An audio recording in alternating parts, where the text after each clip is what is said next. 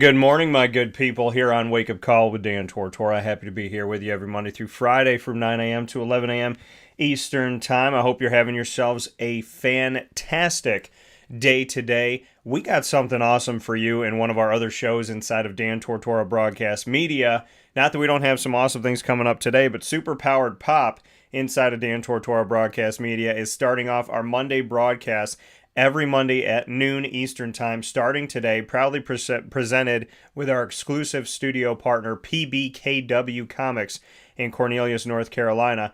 And we're going to be calling that Case of the Mondays as we get you on the positive side of Mondays. Everybody, I shouldn't say everybody, but a lot of people, the Case of the Mondays moniker, got to go back to work. They're not really feeling it. Monday to them is a negative thing. Well, we're going to turn that frown upside down with Super Powered Pop's Case of the Mondays every single Monday at noon Eastern Time during your lunch break, proudly presented by our exclusive studio partner, PBKW Comics. So, with that being said, make sure you check out that today on Super Powered Pop.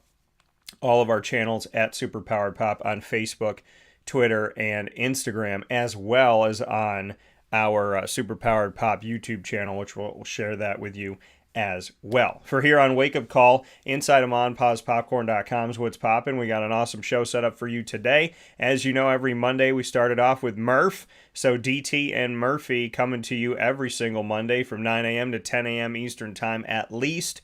And this conversation between myself and Brendan Murphy will center around the Big 10, 18, the Big 12, 16, and the Pac, God knows at this point, 4 at the moment. So I graffitied these logos, and they're right here on my side, and you'll see them when Murph and I start talking as well. Then there's that other logo on the other side of it. Y'all might know it. You may not know it. The American Athletic covered it for 10 years. Some of you media people are just starting to cover it now. Gave them a lot of respect. Some of you media people are starting to give them respect right now.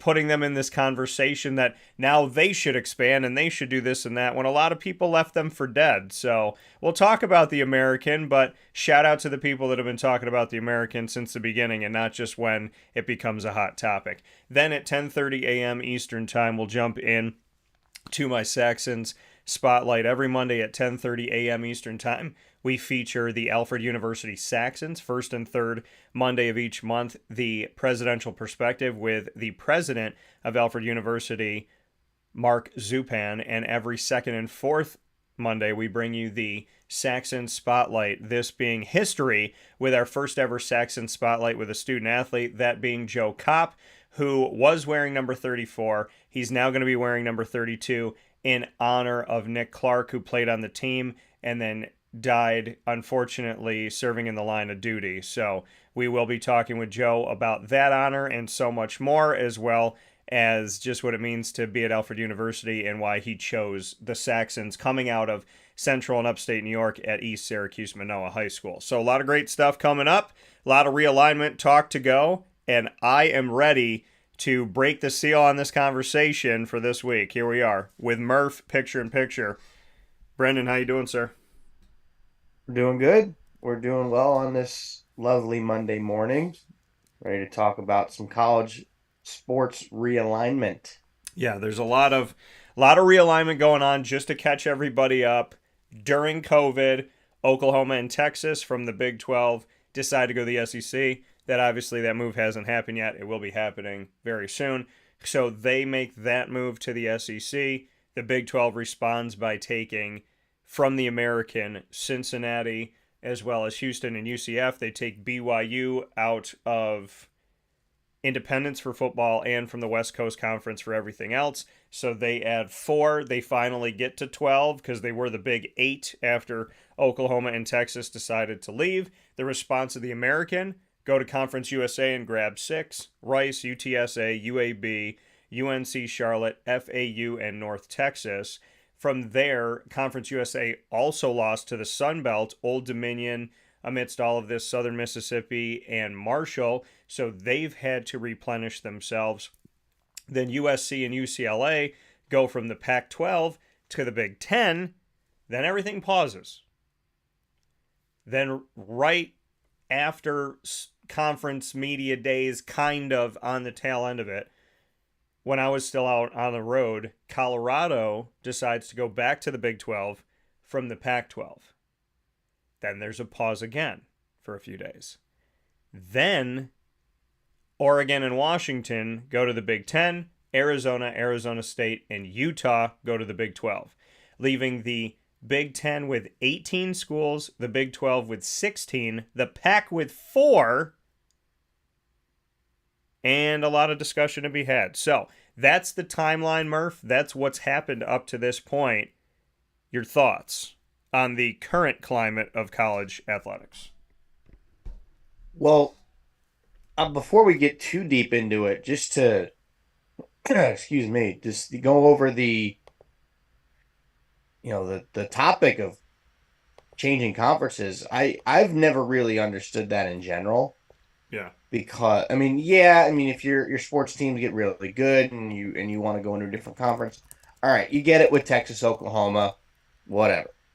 But you look at certain teams and a lot of these conferences are aligned by region.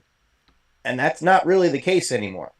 I mean, you got schools in the Big 10 as far east as Rutgers in New Jersey that have to go all the way out to California to play USC or UCLA. That's not exactly helping your case at all.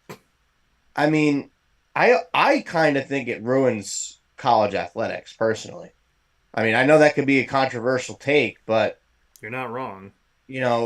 Yeah, it does. Because all these schools that you play based on region, right?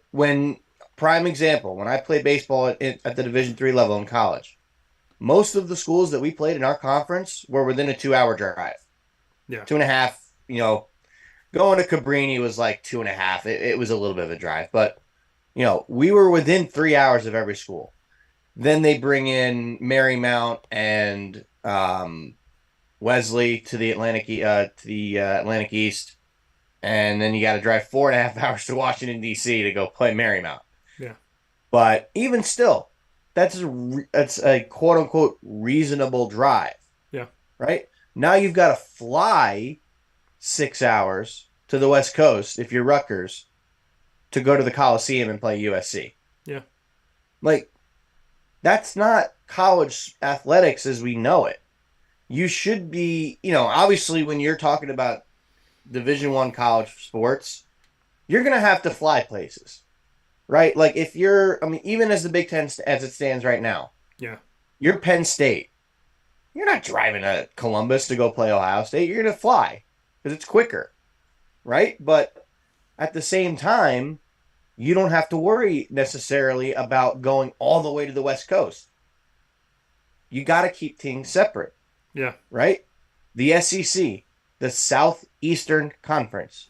That is what it is called. That is the name of the conference. That's what it's called. Yeah. And they really haven't gone all that much outside that purview. No. I mean, Texas, Oklahoma, they're not really in the Southeast, but they're at least still in the South. Right. It's not like you have to go to the Pacific Northwest and play Oregon. It's become the Southern Middle, Southern East Conference, essentially. Yeah, it's almost like the big South, I guess you could call it. Yeah. But, even looking at the Big 12, you got schools. I'm trying to remember who else did the Big 12. I had it pulled up on my phone. I just lost the Big 12. The Big 12 did something really interesting. They had 10 when Oklahoma and Texas left, so they didn't even fit their name. And then so they were the Big 8. Then they added UCF, Houston, and Cincinnati, as well as BYU, as I had mentioned. So then they made it to 12. Mm-hmm. And then they took Colorado, Arizona, Arizona State, and Utah. So now they've made it to 16. So they actually doubled their conference within the last couple of years here. They did. Which is crazy. Yeah. So you lose your 2 identifiers, and then you double your conference. Yeah, I mean, just looking at who's left in that conference, if Now, for the most part, I'm going to probably look at this mostly from a football perspective. I mean, you could look at it from basketball too, but Yeah. the Big 12 was never really the most known for basketball, not like the way the ACC and um well, I mean, it kind of was, but not to the point where the AC not to the point where they would dominate like the ACC. Right. But in the same case of the Big 12, UCF, you're going to have to go out west Yeah. and go to Arizona. Yeah. You're going to have to go to, West Virginia is going to have to go to Utah. Like, why are you making these conferences go across the US? We're basically having 12 conference USAs at this point. That one, at least the name fits. But the way it was set up by region is what makes the most sense. In college football, college basketball, college baseball, hockey, soccer, everything. Because you kind of keep in mind, it's not just college football and college basketball that we're talking about here.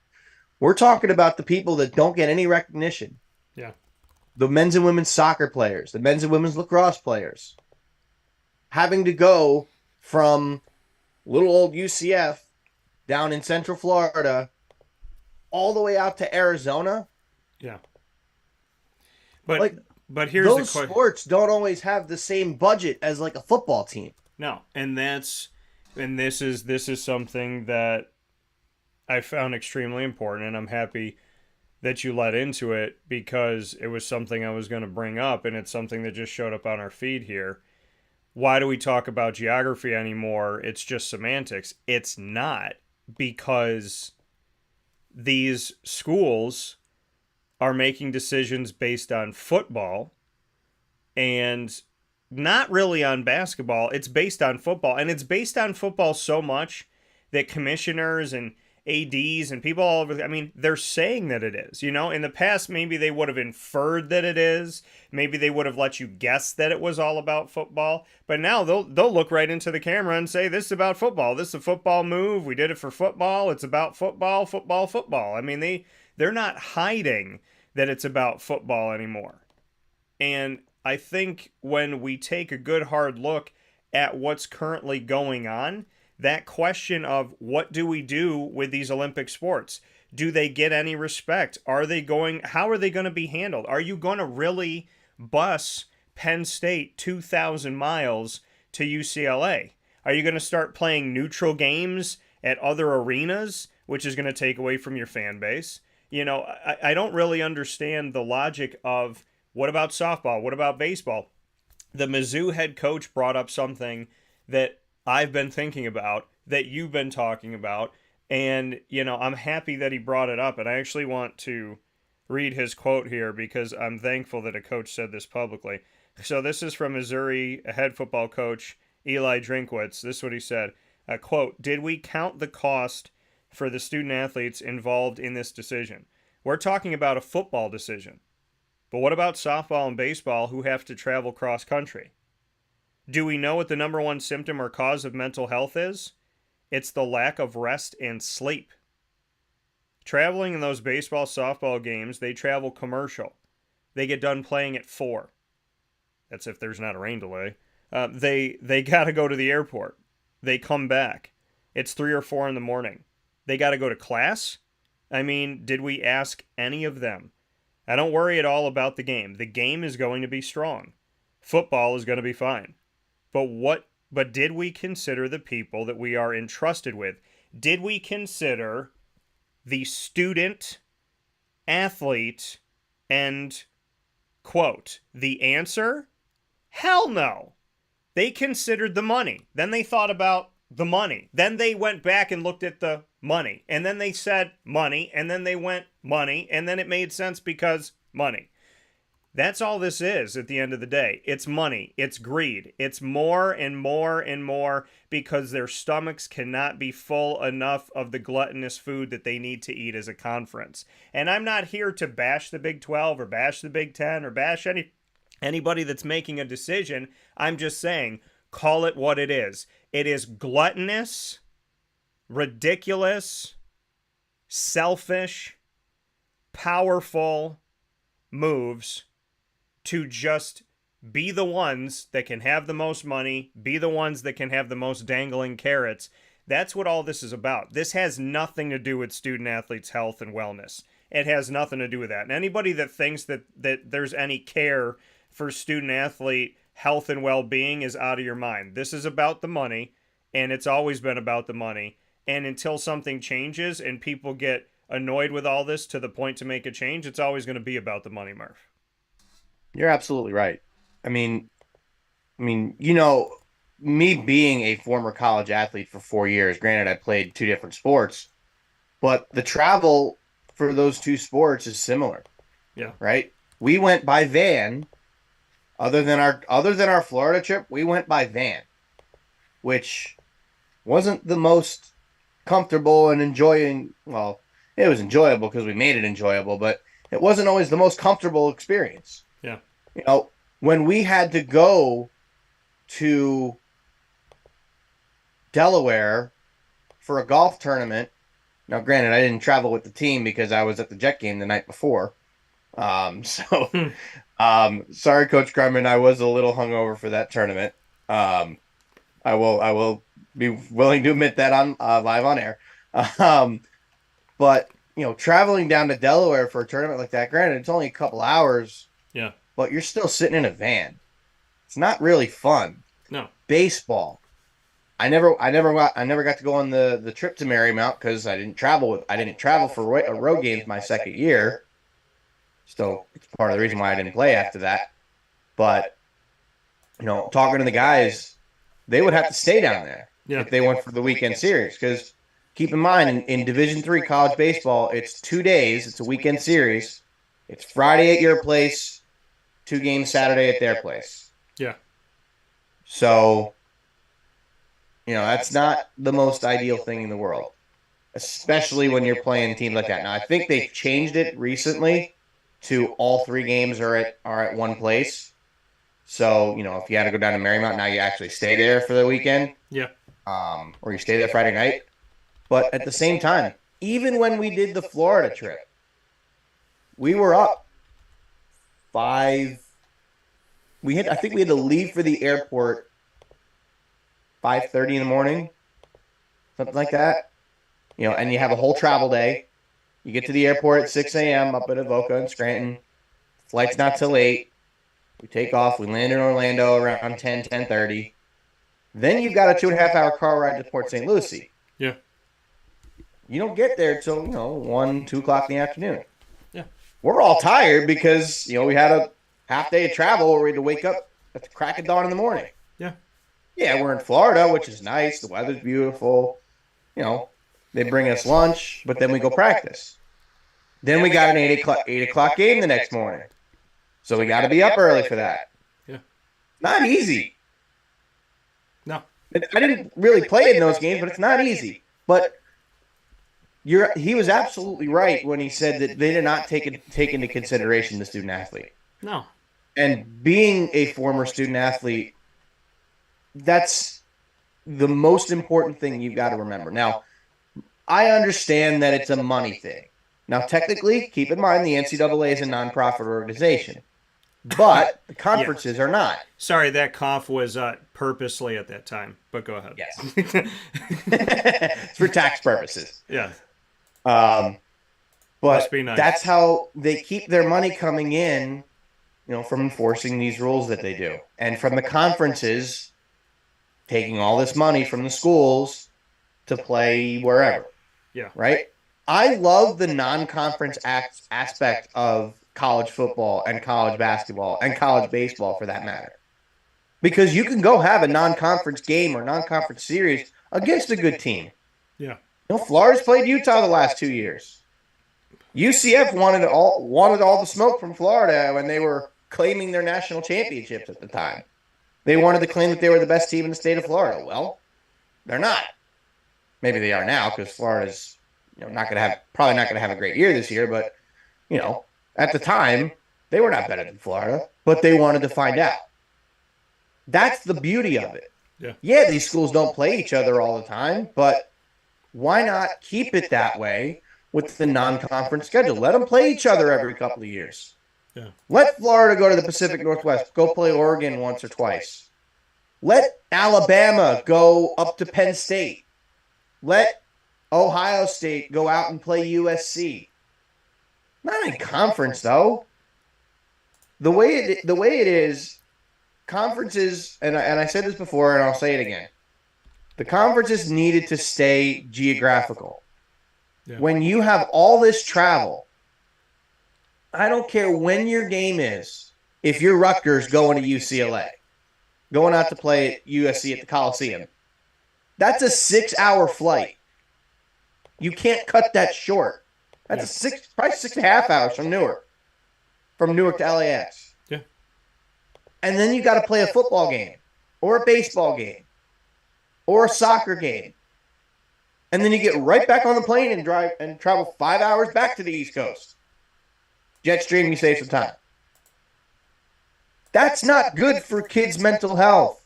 No. And I'm not saying that I'm not saying that as a huge mental health advocate. Now, obviously, mental health's important. If these kids are, they're not mentally healthy, they're gonna have problems, and that's not good for them or for anybody.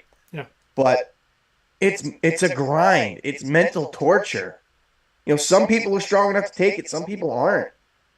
The kids that aren't gonna last. Yeah. You don't want to basically force kids off a team for that. No, but it's, the thing is, and we talk about this mental health side of things, which is incredibly important. And again, that's why I appreciate that Eli Drinkwitz actually brought this up. But this side of it is the important side of it. The student athlete, here's the thing. NIL is not a bad thing. It just doesn't have any parameters, and it's being used in recruiting, and it's a massive violation when it's used in recruiting, so that makes it a bad thing in that angle. It's not a bad thing, and most things aren't. Most things by theory are not bad. It's what you do with the theory. It's how you implement the theory that can make it bad or good. It was a theory that they could do different things with atoms and create a bomb. It was a theory. But then they put it into action, and then they made the atomic bomb, and then they used it, and then hundreds of thousands of people got affected by it. So when you look at theory and idea, on paper, name, image, and likeness makes sense. Why? Because the NCAA makes money off these kids. They deserve to make money off themselves. The transfer portal makes sense. Why? Because coaches lie to kids. Because there's toxic environments. Because a kid might want to be closer to home. Because a family member might get sick. It makes sense with those pieces. If they were lied to, it makes sense. But where it doesn't make sense, where the theory gets lost in translation, is when you implement the transfer portal and people are just running all over the place, crying boo-hoo to themselves, and nobody's working hard because they're just too busy running away from any type of adversity or confrontation or having to, God forbid, earn their spot on a team. So there's good implementation. There's a good theory in NIL. There's a good theory in the transfer portal. But they're not being implemented correctly because the NCAA has proven 1,000,000 times that they can't make good decisions for whatever reason. The left brain's not talking to the right, and we're not getting anywhere inside of the NCAA. So with all of that being said, conference realignment comes about. You were trying to figure out NIL. We're trying to figure out the transfer portal. Signs of the apocalypse are happening all over collegiate athletics because none of this makes sense. And we get to a point of where we are right now. And I bring up NIL and the transfer portal because of this free agency, this free movement. I said months ago to Mike Oresco, the commissioner of the American Athletic Conference, I said, the transfer portal isn't anything new. Coaches and institutions have been in the transfer portal for many years. And he said, Dan, I love that. I think I'm going to use that. That is the truth. A decade ago and some change in 2012, collegiate athletics blew up. Now it's blowing up in a way that makes no sense. Now, my prognostication of a couple years ago was that the SEC was going to form its own league. I said after that the SEC could have the Big Ten come with them. I now firmly believe that the Big Ten and the SEC will form their own, because on the map, which I shared on our social media, the show that I did a year ago, and I can't believe it's been a year, but the map of the Midwest to the East Coast, the South Middle to the Southeast, and putting that all together, when you look at the Big Ten and you look at that Midwest to the East, and you look at the SEC from the South Middle to the Southeast, they touch each other and they take up that middle part to the East in a really good fashion in a lot of really good markets with really good teams and institutions. And then you go and take 4 from the West Coast for the Big Ten, which I think was the Big Ten's way of saying, hey, you get the South, we'll get the North, and if we go get the West, we can form our own league and people are going to watch it. And some people say to me, Dan, they're not going to watch it. Really? You're not going to watch a national championship and regard it as a national championship if it's Oregon, Auburn, Arkansas, Alabama, Florida, LSU, Georgia, Penn State. I mean, come on, folks. Michigan. Those name brands, let's be real about it. The name brands of the Big Ten are why they always have a spot in the college football playoff. It's not because they deserve it. It's because they have the names. So you have the branding. Everybody, who wouldn't want to see Florida, Michigan? Who wouldn't want to see Penn State, Georgia? The Big Ten and the SEC have made decisions so that they can leave, so that they can form their own governing body, their own playoff, their own championship. The SEC has a multi-team playoff instead of just a championship game. The Big Ten has a multi-team playoff. After they decide their champion, the Big Ten and the SEC play for the national championship. That's College Football Playoff 1. Unless they just call it something else. College Football Playoff 2 is everybody else. Now, the Big 12 is trying to make that move. I don't think the Big 12 has enough to jump. They could, but I think it's the Big 10 and the SEC. And then I think the Big 12 is going to be with the ACC, with the American, with the Mountain West, with the Sun Belt, with the MAC, Conference USA. And then we're going to have the FCS still stay the FCS and do their, playoff picture and all of that. And the things that are very workable with the FCS, who I think have been doing it right for many more years than the FBS and having a multi-team playoff. So that's what I think's happening. All of this realignment has certified that to me. Why are they making non-geographical decisions? Why are they making nonsensical decisions? Because the Big Ten had to do something to sell themselves to the SEC. And I think at this point,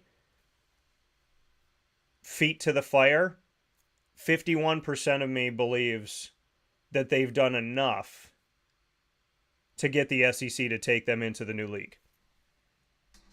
That's an interesting perspective on it for sure. But, and you made a good point. All the big time schools in probably the vast majority of sports right now are either in the SEC or the Big Ten. Yeah. As of 2024. Yeah. So for next season. You're missing 2. You got Clemson and Notre Dame. Yeah. And realistically, it would not shock me if that all happens, if they end up joining up. It would not shock me one bit. Yeah, well, Notre Dame's going to have to do something. Especially Notre Dame, because Notre Dame's independent. Right. Because Notre Dame could play anybody. Right. So knowing how good Notre Dame is on a consistent basis at not just football, not just basketball, pretty much every sport. Yeah. Their baseball program's pretty solid. They would be in on something like that, and so would Clemson. But even looking at the rest of college sports, I mean, maybe Kansas for basketball, I don't know. I'm Texas Tech maybe, but even then probably not. Maybe TCU. But at the same time, you'll have 18 teams in the Big Ten and 16 teams in the SEC. The SEC and Big Ten dominate college football. Yeah. I don't think, other than Clemson, I don't think we've had a non-SEC Big Ten national champion in a long time. But think about this. That's 34 teams in the country. Yeah. That's 34 And teams they dominate. in the country. But you look at it, again, look at the list. 34 teams in the country. If the SEC and the Big Ten form their own league, Florida, Georgia, Kentucky, Tennessee, Alabama, Arkansas, Auburn, Ole Miss, Texas A&M, as well as Michigan State, Michigan, Ohio State, Penn State, USC, UCLA, Oregon, all in their own league. All leave together and form their own, whatever the hell they want to call it, Big Ten SEC bonanza. But look at the products. It'll be perfectly valid. Right. What do you mean? Because that's what somebody said to me, Dan. They're not going to regard that as a national champion. Well, nobody in the North is going to pay attention to. No. If you have the Midwest to the east and you have the South Middle to the east and you've taken up 2/3 of the country, then you go and get products from the West Coast. You've taken up, because what are you missing? What are you missing in that little slit in between? You're missing what? Missing Arizona? the West Coast. You know, maybe Arizona. Okay, but football-wise, but they're not good at that. They're not relevant right now. Arizona State's not relevant right now. So you can argue right now that the only part of the country that they did not go after in the SEC and the Big Ten are parts of the country that don't have valuable football at this moment in time. Not that I don't value the student athletes. Let's be clear, in a world where we mince everybody's words except for our own, let's be real. The competition in the only part of the country that the SEC and the Big Ten haven't expanded to is not going to affect them in a negative way. No. They have taken, coast to coast, everybody they need to form a national champion without doubt, except for Clemson and Notre Dame. And let me be really real with you. If the college football playoff had any balls, and I'm going to say balls, if they had any balls, they would tell Notre Dame, you can't qualify for the college football playoff unless you join a conference, in which case they would join the Big Ten. And Clemson, who I think is going to go to the SEC, which I don't want to see happen because it'll kill the ACC, but if Clemson does that, then that's it. You're missing 2 products. That's all you're missing. You have all of the other products, all of the other inventory. I'm telling you right now, if I was a TV station and I sat down with the SEC and Big Ten who said we're going to form our own league, build us a TV rights deal, that number can be negotiated by the SEC and Big Ten. They don't have to take what Fox, take what ESPN, take what Apple TV gives them. They can go back and forth at that table for months because they have the product to sell. And somebody's break off from the NCAA. What'd you say? Break off from the NCAA. And honestly, they'd have the power to do it. I've said it for 2 years, at least 2 years. I don't see a world where the SEC becoming a mega conference and the Big Ten becoming a mega conference. By the way, I don't think the SEC is done. There's no way the SEC is going to let these conferences have more than them or equal to them. The SEC is quiet right now because they're trying to find a way to get through that grant of rights in the ACC. Well, here's the thing, though. In my opinion, I don't necessarily think the SEC needs to expand. They don't. Look at the programs in that conference. Alabama, one of the best teams in college football year in and year out. They were number 1 seed in the NCAA tournament this year in basketball. That's, tier A or S tier program. Superior. Yeah. Georgia, back-to-back national championships, a very good baseball team, and a very good basketball team. Florida, 2 national championships in the last 2 decades. They've got a great history. They've been around. They're always sneaking up at the door. Basketball team's usually pretty good, has a national championship, and their baseball team just played for the national championship and has one in the last 10 years. Yeah. LSU. Yeah. Authored arguably the greatest season in the history of college football. Just won a national championship in baseball. Yep. Just won a national championship in women's basketball. They're a very good program. Yeah, LSU to be included in the list, yeah. Like, need I go on? The Right. SEC doesn't need any other schools to bring in. They are there. If the SEC wanted to make their own conference for everything, Yeah. like their own league for everything, I don't think people would argue with it.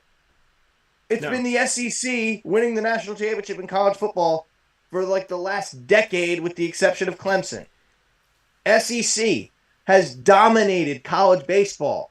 Florida, LSU, Vanderbilt, South Carolina. They dominate college baseball. Yeah.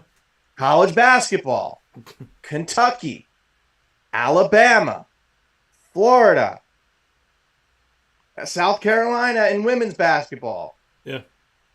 They don't need it. No, they You know, don't. and you make a good point that, you know, could they merge with the Big Ten? Sure. That would be a product I would pay to see. But they don't need to.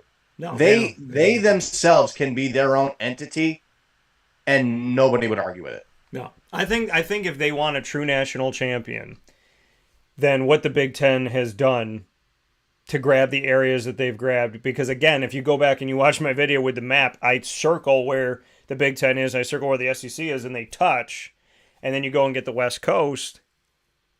When you put all that together, that's a true national champion, because then there's not people in the North saying, well, or in the Midwest going, well, I'm not going to watch Florida, you know, what about Penn State? What about Wisconsin? What about this, that? So now that you have all those products, and then the West Coast has those products, because then you're saying, okay, people on the West Coast, why are they going to watch the national championship if it's no West Coast teams? Well, now there's 4 that have an opportunity. So to me, to form a league separate from the NCAA that has the SEC and the Big Ten functioning as 2 separate conferences still, but playing against each other with their champion for the national championship, because of the products they have and in the places that they are in the country, they have the ability right now to find a true national champion. The only argument I would make is Clemson. I'm not even going to make the argument for Notre Dame. Notre Dame is historically good. Notre Dame is historically sought after.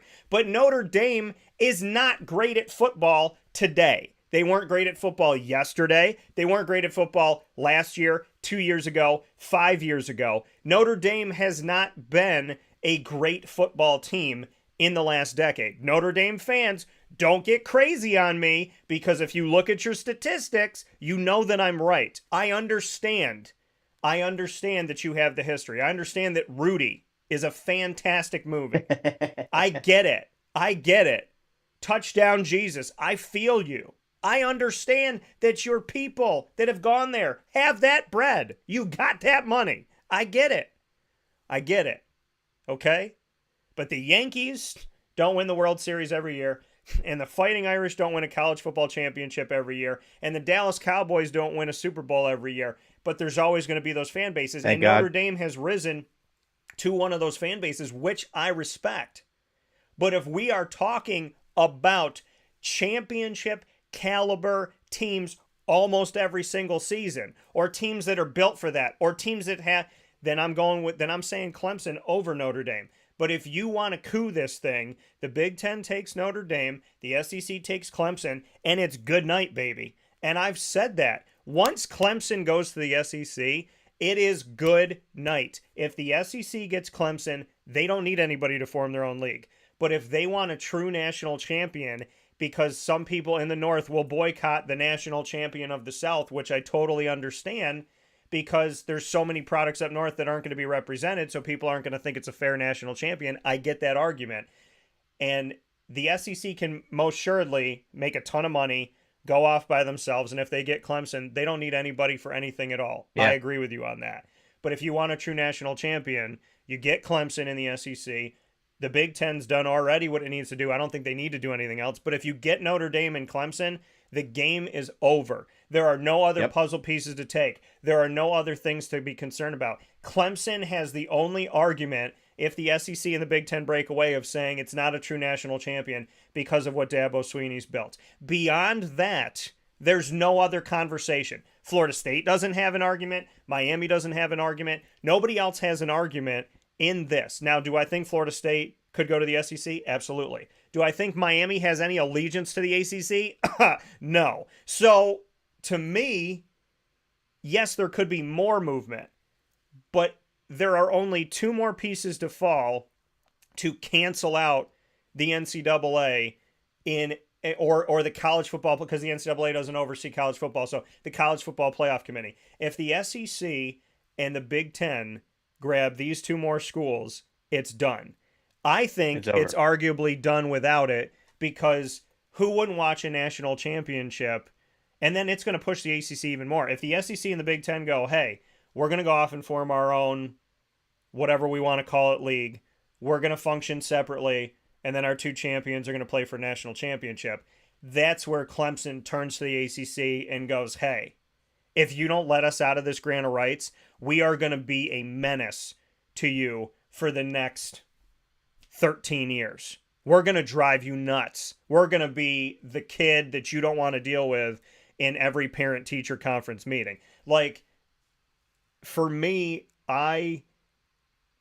this is how I look at it. Do I want to see anything happen in the ACC? Of course not. Of course not. I respect them. I love what they've built. I've spent a lot of time, a decade, covering the ACC closely. I'm also a person who doesn't believe that you should lock someone in a house they don't want to be in. And on a small scale or a large scale, if you're in a relationship and you're dating somebody and she doesn't want to be there, he doesn't want to be there, there's no point in saying, no, you have to stay with me. You committed to this. No. I mean, I've been married before. Don't have a ring on my finger now. Why? Because she didn't want to be there. I didn't want her there. So I opened the door.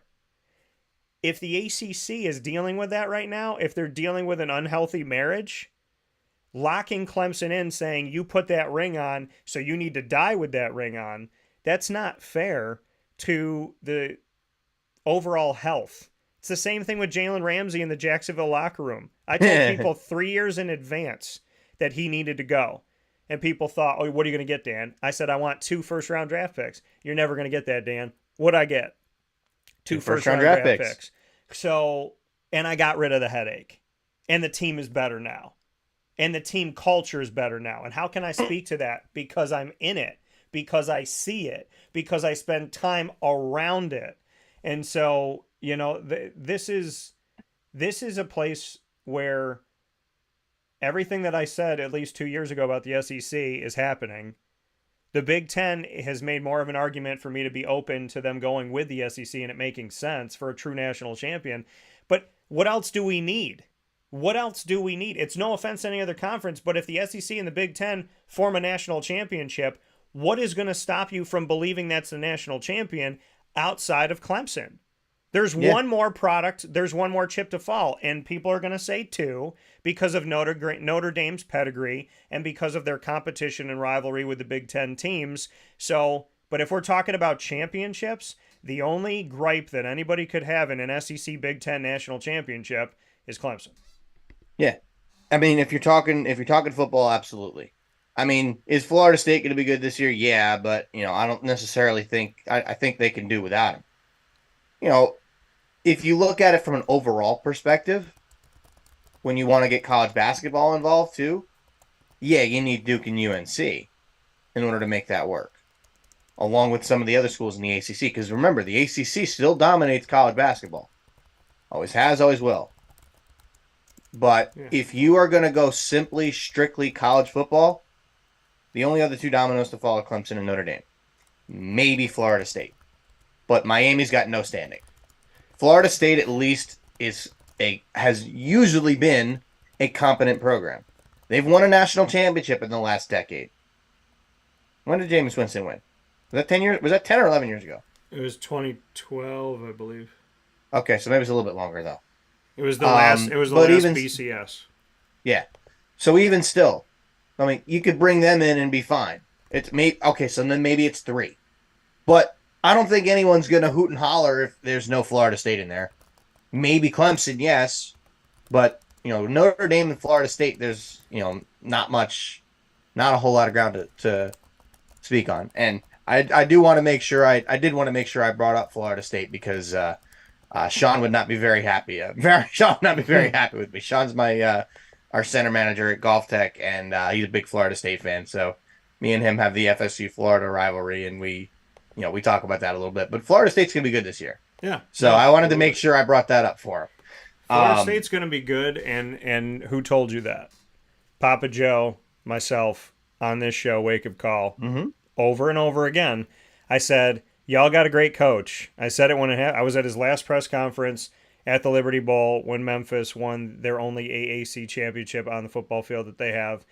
And Mike Norvell's right there. I interviewed him, and that was his last one. He goes to Florida State the next day, and I said, you got a good coach. I spent 4 years with him at Memphis. He sent a ton of guys to the NFL. He wins consistently. He took a culture that was good. He continued that culture moving in the right direction. When he left, the team dipped. So that says a lot about him. And I said, Florida State got a great guy. Give him time. You're going to be fine. And now all of a sudden people are talking about this uptick, awesome Florida State team. Oh my gosh, how did it happen? Because 4 years ago you hired the right guy. When they were like, who's this Mike Norvell guy and what's a Memphis? And it's like, really, guys? Just go and look at the history. Stop doing, this is the thing, and I talked to you about this off the air yesterday. The thing that bothers me about life is that people will repeat information that has no logical or factual backing because it's a popular opinion to take. The American Athletic Conference is not a good conference. Why? Because people told me that it wasn't on the television. Oh, okay. Well, because I read about it on the paper. Okay, well, where's the facts? Where are the facts that Memphis was not a good football team? Why is Mike Norvell so good at Florida State? Because he knew how to recruit in Memphis too. Because he knew how to win. Because he was making good decisions there. This is not a mistake. He didn't leave Memphis and then become a good coach. He was a good coach. Why are UCF, Cincinnati, and Houston all of a sudden a great addition to the Big 12 when people said that they were chump teams and chump institutions and they meant nothing to anybody? They were nobodies in the American. They signed a Big 12 sheet of paper and all of a sudden they're great commodities. No, they've always been great commodities. It's just the people that put those tweets on Twitter about, which is now called X, the people that put out there on Twitter. It's still Twitter. UCF is not this and UCF is not that. Some of those people went out there and went, oh my God, UCF. Look at this big product we got. We're going to be awesome now. Screw you, Oklahoma. We got UCF. We got Houston. Stop. Stop your nonsense, okay? Because if you're going to take pictures of other people's tweets, take pictures of your own. The American Athletic Conference, which I wanted to get to here, this is a conference I covered before they had a logo and a name. I have been with Mike Oresco in this transition from the old Big East to the American Athletic Conference for at least a decade. I've spent a lot of time in what this conference is, its makeup. I have seen all the coaches that have come in, all the coaches that have gone out. I have seen the quote-unquote Power Five steal coaches, steal student athletes, and steal entire institutions. If this is not a good conference, why are you using their schools, their coaches, and their players to make your conference better? That is called naivete. That is called ignorance. And stop following this belief that the American is not a good conference. The American right now, UTSA, good football team. Memphis will find its way again. East Carolina with Mike Houston has gotten better. There are pieces within this American Athletic Conference that are going to continue to. FAU has Tom Herman now, who was at Houston before and built up something special there that I got to watch in the first ever American Athletic Championship game down in Houston against Temple with Greg Ward Jr. This UAB, they've been bowl eligible ever since they canceled their football program and brought it back. All 6 years they've been bowl eligible. So I'm looking at a conference that has a lot to offer. By the way, 2 of their teams fought for the NIT championship game. FAU almost won the national championship after really never making it anywhere in the NCAA tournament for men's basketball. And Charlotte and Rice have been pushing up their football teams and their basketball teams. And those are teams that are just coming in. East Carolina's women's basketball team did some good things this year for the American Athletic. So there's things that are rumbling and things that are happening, which leads me into there's 4 teams left in the pack. Oregon State, Washington State, Cal, and Stanford. Cal and Stanford, whenever I say them, I always think about, the upper echelon, the button your shirt and put your tie a little tighter. That's what I see when Oh. I see Cal and Stanford. How dare you walk into this room without a pen inside of your pocket? Are you out of Well, your remember, mind? they're the Ivy League schools that are not Ivy League schools. Right, and so here's the thing. Here's what I'm thinking. The American Athletic Conference, they're in the South, they're in the Midwest, they're in the Northeast, they're in the Southeast. They're all over the country except for the West Coast. They're called the American. They embody the American dream. They have risen out of the ashes like America did from everything, Revolutionary War, Civil War. So if they take the West Coast, they will have representation all across America. They will fit their namesake even more so. What keeps the American Athletic Conference that has a TV deal, that has a connection to ESPN, and with the SEC going and doing what they're doing and the Big Ten going what they're doing, there's a lot of openings in the ESPN right now. They're willing to play on Thursdays and Fridays.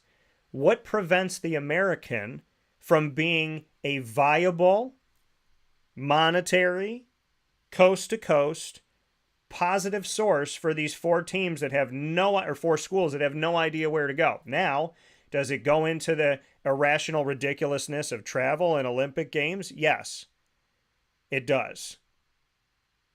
But since geography's been thrown out the window, does the American make sense to take these four Pac schools?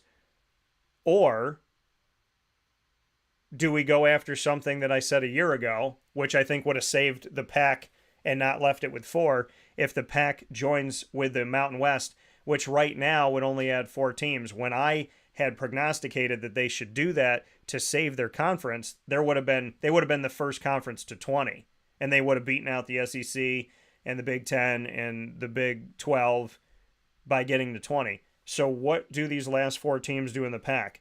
Do they join the American? Do they join the Mountain West? Or do they do a little bit of both? That's the $1,000,000 question right now. I think the only issue, if they were to go to the American or join up with the Mountain West, the Pac name will stay. That's the only issue that I see with that. And it's, nothing, not to take anything away from the American, because like you said, there's a lot of up and coming schools. It's a good conference. There's a lot of good teams. But the Pac is the more recognizable name. It's the name that people know. It's the Power 5 program. I'm willing to bet that if the Pac-12, the rest of those schools went to the American, the Pac name will travel. Now, I could be wrong.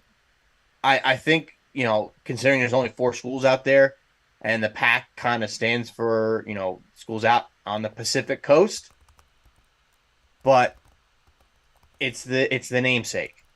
It's the same reason why the Big 10, the Big 12 is not going to change to the Big 18, the Big 16, or whatever. I just don't know if the American would be able to hold its name. And it's a horrible thing because they've gained a lot of recognition, especially with Cincinnati making their run to the college football playoff. The Americans got some solid programs for baseball. They got some solid basketball programs. It would just be sad to see the namesake go away after all those years by absorbing those four schools from out west. I don't think they necessarily need to absorb those four schools, so I think maybe going with the Pac-12 schools going out to the Mountain West makes more sense. But I don't know. That's a tough one. But like I said, I do think the name would end up traveling with them, and obviously that's not something that American fans would like to hear. But the more you think about it, the more you know that the Pac-12 is a recognizable name. The American, while still a very good conference, isn't that Power 5 name. I don't see a world in which the Pac-12 teams go to the American and absorb the American name. And it's honestly sad to think about, but unfortunately, I think that would just be the reality. Well, I'm going to play the advocate here, and I'm not a fan of the devil, so I'm not going to call it that. So the American has the TV deal, not the Pac. Yes. The American has, to me, the negotiation. They don't need those 4 schools. They don't need any of them. That's what exactly. So to Right. me, if I'm Mike Oresco, who's already lost a name in court with the Big East, which he's not happy about, there's no way that the thing that I built with my bare hands on a whiteboard with my staff after losing the Big East name and after having something ripped from us when I'm the commissioner of that conference, I am not losing it twice because that's a shame on me. So there is, to me, if Mike Oresco and the American are in contract negotiation talks, and this is my opinion, if they were in, let me be clear, folks, I didn't say they were, if they were in these talks, there is no way that Mike is going to take the Pac name, take the Pac identity. I think he would walk away from the table and go, you know what? Then keep him. Because your conference, I wouldn't blame him. Because your conference right now, it has no identity. By the way, the Pac-12 name, it doesn't mean anything. The Pac-12 name has history, but that history is gone. Those 4 schools that are left, Stanford, Cal, I understand, academic, this, that. Stanford maybe obviously more than anybody, not Oregon State, not Washington State. The Pac name is marred. The Pac name is dying. If I'm Mike Oresco, again, I already lost the Big East name in court. I already had to go through that. I had to build an entire conference from nothing. Everything that they did to build up the American Athletic Conference, every moment that they took, every step that they took, there's no way that Mike gives up 10 years of that on the 10-year anniversary to take 4 teams that are falling into the Pacific Ocean. If he's giving them a lifeline and he's throwing a raft out to them, they don't get to pull him into the water and jump to shore. And that's how I look at this. If he's going to take them, it's going to be on his rules, in his conference, his way, or it's not going to happen. And they can go to the Mountain West. But guess what, folks? If you go to the Mountain West, 4 Pac schools, I thought you should have bonded when you had the capital to do it. If you go to the Mountain West right now with the teams you got, you're not better than the American. If you go to the Mountain West right now with those 4 teams joining the Mountain West, I still pick the American. I still pick Coastal Carolina and the Sun Belt.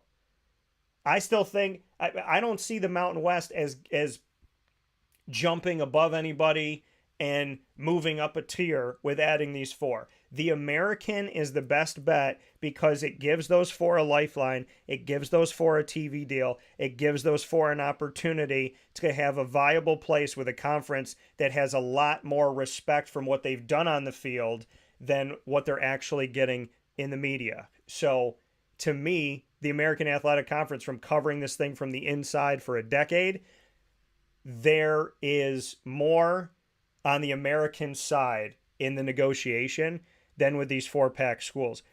If I'm Mike Oresco, absolutely calling them, all 4 of them. But I am not calling it the Pac because what does that mean for me as commissioner? I'm not taking your commissioner. We're not moving our offices that just moved from Rhode Island to Irving, Texas out to the West Coast. We are not going to be identified as a West Coast conference because we have 4 West Coast teams and everybody else is all over the country. The American makes sense as a name. The American makes sense in its history. The American has too many people that have fought too long and too hard to build up this conference to be the brand that it is today. There is no way in hell they're going to give up that brand for a brand that is almost dead. If the American sits silent and does nothing, there's a good chance that the Pac is going to die and die very quickly. Oh, you're not wrong. And I wouldn't blame him either if they walk away from the negotiation, if that becomes a thing. My thought was, simply that, it's the name itself in recent decades is the more recognizable name. Yes, the American's brand is there right now. Yeah. But again, like you said, if that becomes a deciding factor, walk away. You don't need those 4 teams. Wipe but them hands clean. the other I think the other interesting thing you could think about would be, what if the Pac loses Stanford and Cal? What if they go to the Ivy League? They can't make them, but that's the thing is they're not going to They make. would make the money, Yeah, they're not going to make the which money. would make sense, which understandable. But those two schools, as much as they're known for sports, they're known just as much for their academics. They are in the same echelon as Yale, Yeah, as Princeton, as Harvard, as God, who else is in there that I'm forgetting in the Ivy League? Brown. Columbia, Yeah, Brown. Those schools academically are right there. There's no reason why, like for sports purposes, sure. But, for purely academic purposes, and this is just a, random hot take that I just thought of. yeah. Look at those two going there. Cuz realistically, the Ivy League schools, their sports programs aren't exactly bad. I had a history of picking the Ivy League champion to win their first game in the NCAA tournament for years and years and years. I haven't really done it recently because I usually like to pick Harvard or Yale, but I think Columbia, has been there in the last couple of years, and I haven't really felt like the matchup was good enough. But their sports teams aren't exactly slouches. Like if those guys focused on sports as opposed to being a doctor or being a lawyer or whatever, they could compete. So, maybe Stanford and Cal coming to the Ivy League would bring them up a little bit. I don't know.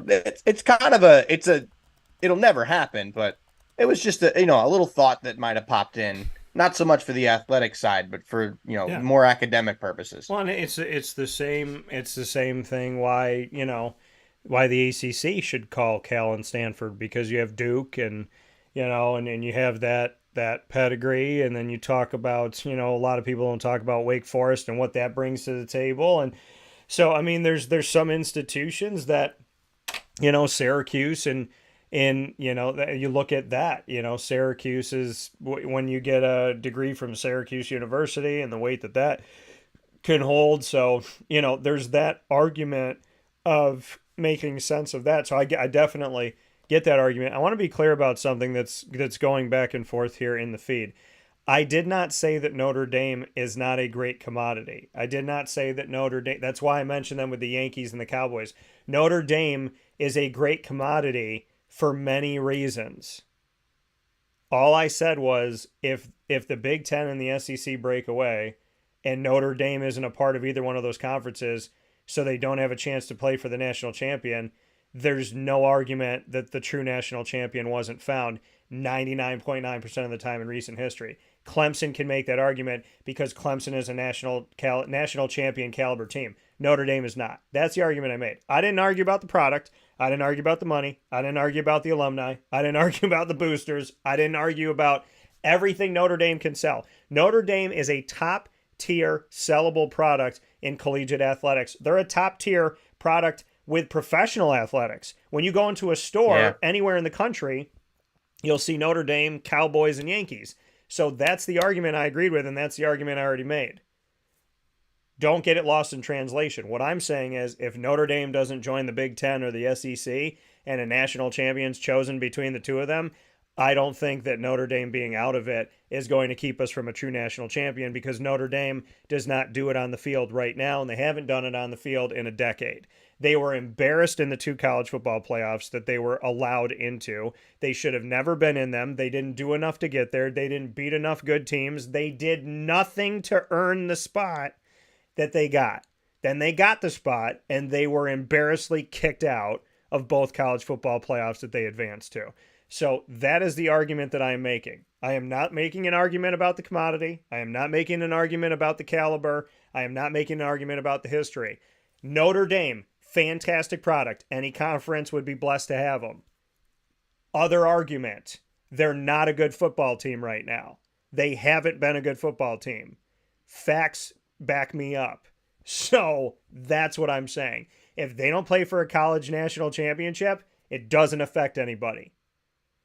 But that is not the argument of whether or not they're a hot commodity or they're a wanted. Of course they're wanted. Any conference in the country would want Notre Dame.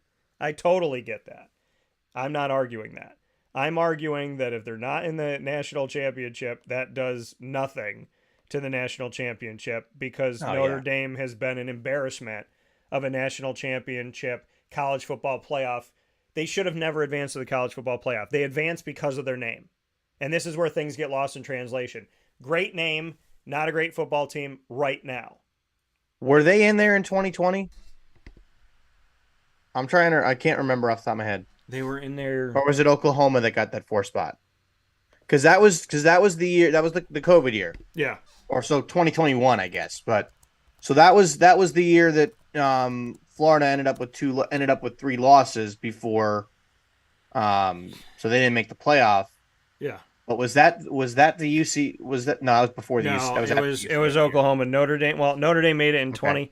2021 against Alabama, and then Ohio State They against did make Clemson. it that year. Yeah, they made it in Okay, so 2021. Yep.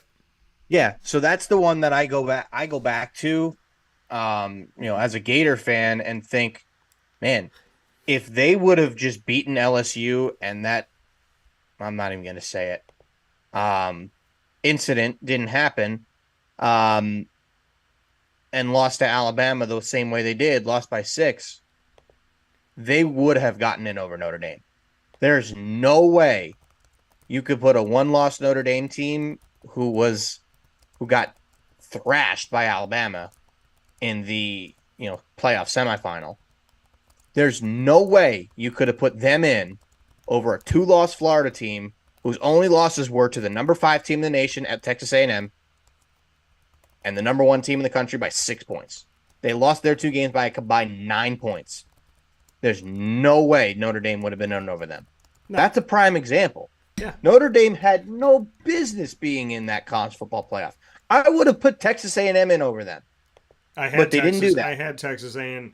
So in that year, I had Texas A&M in, and I had. Let me go back and look at this here. Yeah, I had Texas A&M and Cincinnati in that because Ohio State didn't even play. They kept changing the rules for Ohio State. You had to play a certain number of games, it was weird. And then they didn't. And then you had to play a certain number of games to be in the Big Ten championship. They didn't play those games. Then they bumped out Northwestern, put Ohio State in anyways.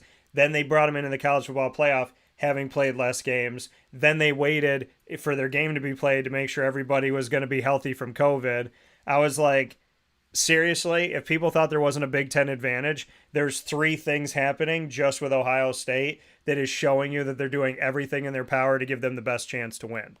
So somebody else put in here a pipe dream here, but I would love to see it. Kenneth said if the the AAC grabbed Army and Air Force for football, they have the branding of having the military institutions. Where am I here? They have the military institutions. Leaving them out of the playoffs is bad PR. I agree. Having all 3 of these teams, I wanted it. I've talked to Mike Oresco about it before. I was like, you got Navy, who was over 100-year independent, that came to the conference. I'm like, you got Navy, can you get Army? And, Army West Point's right here in New York, not that far away from Syracuse, my hometown. And so, there's Army and then Air Force. And the cool thing about my family is that we have representation historically in all 3. And in World War II, I had great uncles and my grandfathers serve in all 3 pieces, in the Air Force, in the Army, and in the Navy. So, and they all came home, God bless. So I would look at that as a huge, huge opportunity and something really cool. I want to see it happen. I've wanted to see it happen for a long time. I think that would be great to see. And Kenneth, I love the point that you brought up. It's the same type of point of Brendan's Cal and Stanford in the Ivy League. It's things that would be true to tradition, true to identity. And the Americans really tried to find that. They've tried to find that identity. And if you look at the American Athletic Conference, they're taking the same area that the SEC took, plus Navy and Temple that are in the Northeast. But the Sun Belt and the American have followed the same area of southern middle to southeast that the SEC took. And if you're going to follow any model, the SEC is a good one to follow. You look at where the American is. Rice is in Houston. So you lose Houston, but you keep the city. UNC Charlotte. Those are two of the fastest growing cities in America right now. You pull in San Antonio with UTSA. You know, you pull in the Denton area that's not too far from Arlington and Dallas for North Texas. That is a huge area that's growing, and there's a lot of things coming in there, including the All-Star game. So, you know, I mean, there's so many very strategic moves, and you have Navy, so you're always going to have that connection to the American Athletic Conference. Temple, that doesn't get hardly any respect.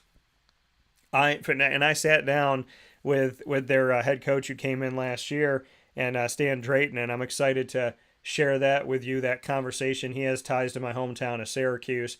They're in Philadelphia.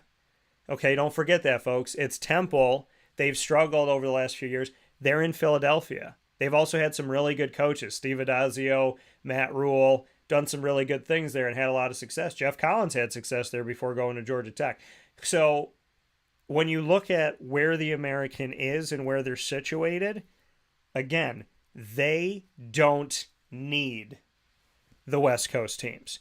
The Mountain West doesn't need these West Coast teams. And I'm going to tell you something that I said over the weekend, and Brendan, I want to get your thoughts on this as well. It is definitely making everything all the more clear that San Diego State's, hey, Mountain West, what was that? We're going to leave. I'm sorry, did I hear you right?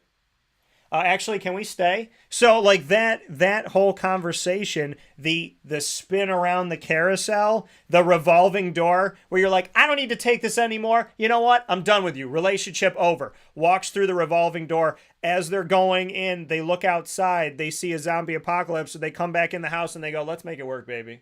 I love you. San Diego State, when they did what they did, now it makes sense.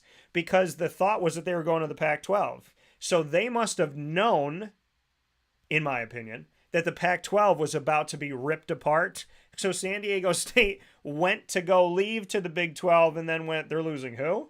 Oregon, Washington, Arizona State, and Utah? Yeah, we're good here. That's what I think happened. If you really want to know the telltale heart, I think that San Diego State was the telltale heart that was beating underneath the floorboards. I think that they let everybody know that college realignment wasn't done because of the about face of what they did when they kind of left but really didn't.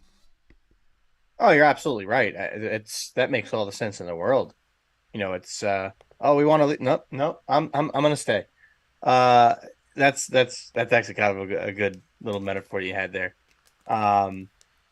You know, but kind of going back to what we were talking about with those four teams that are left in the Pac-12. You know, but so let's just say the American doesn't take them. Where do they go?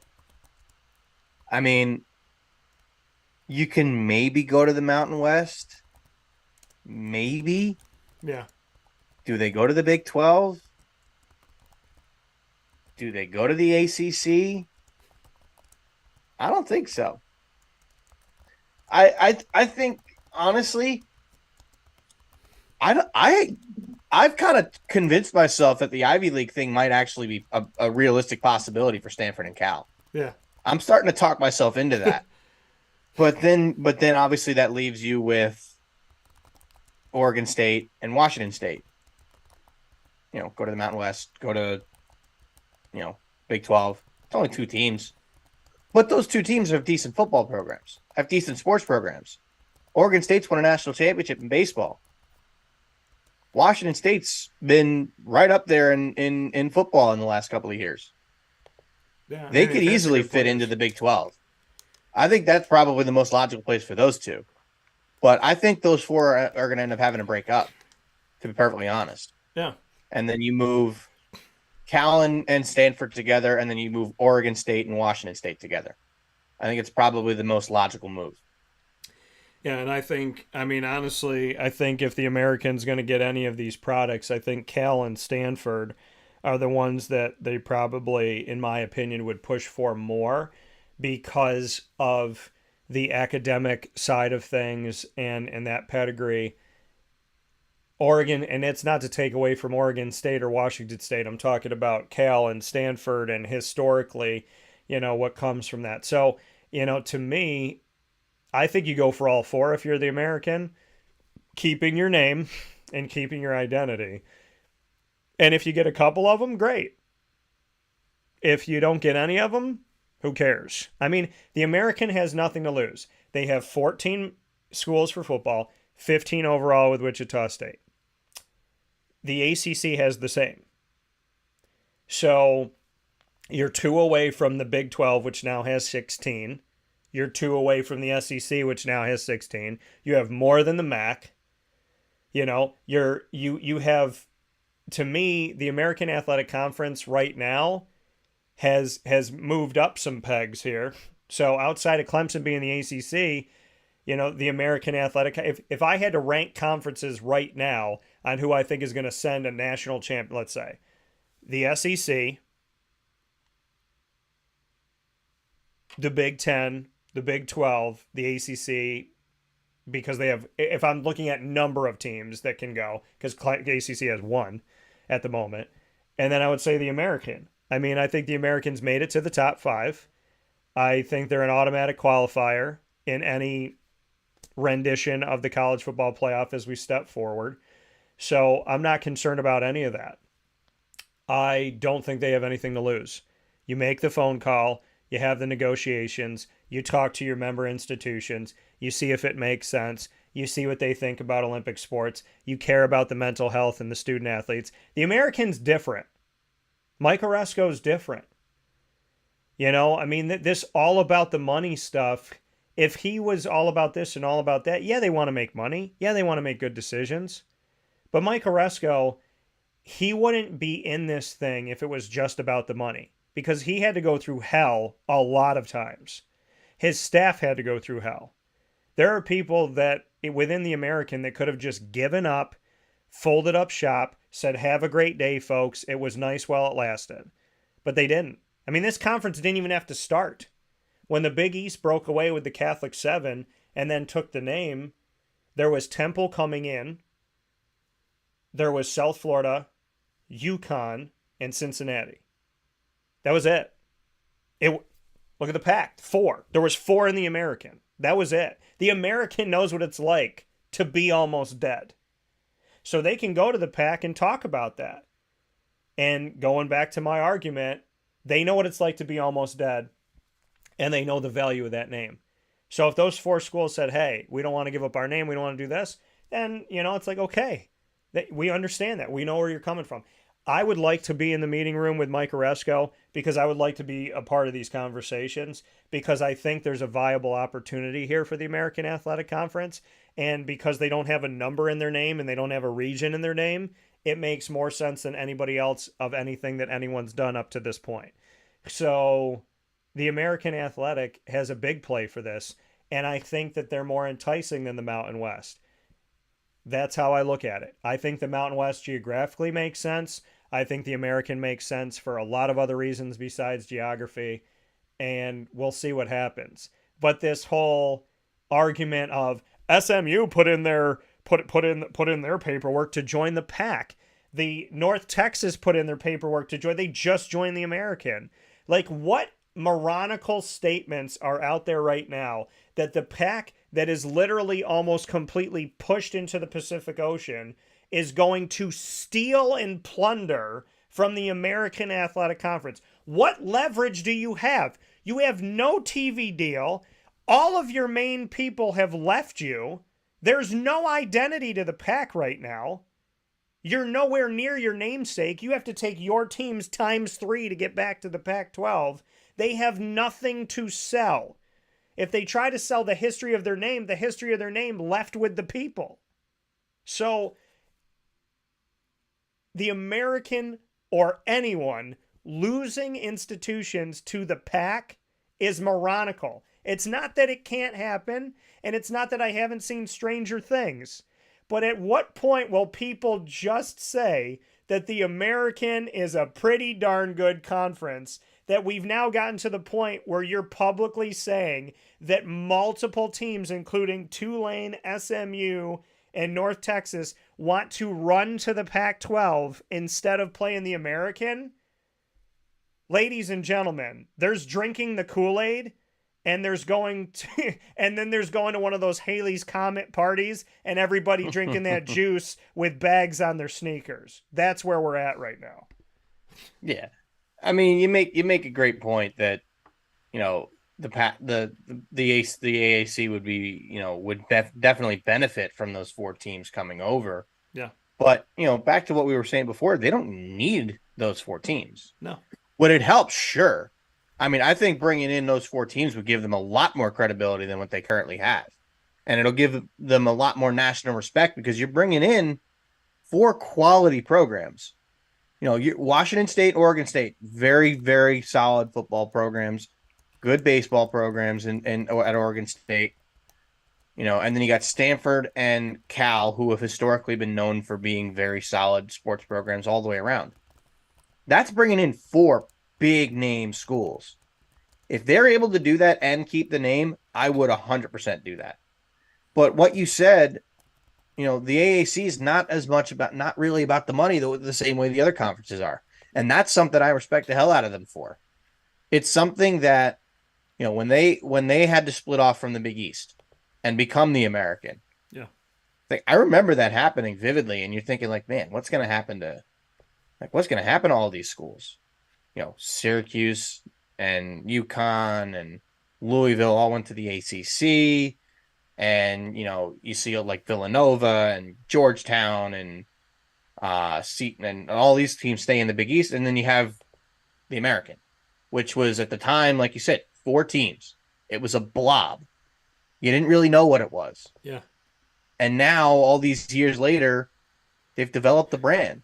So much so that other conferences want to poach teams. UCF is gone. Cincinnati is gone. Those teams were creeping up the rankings in college football.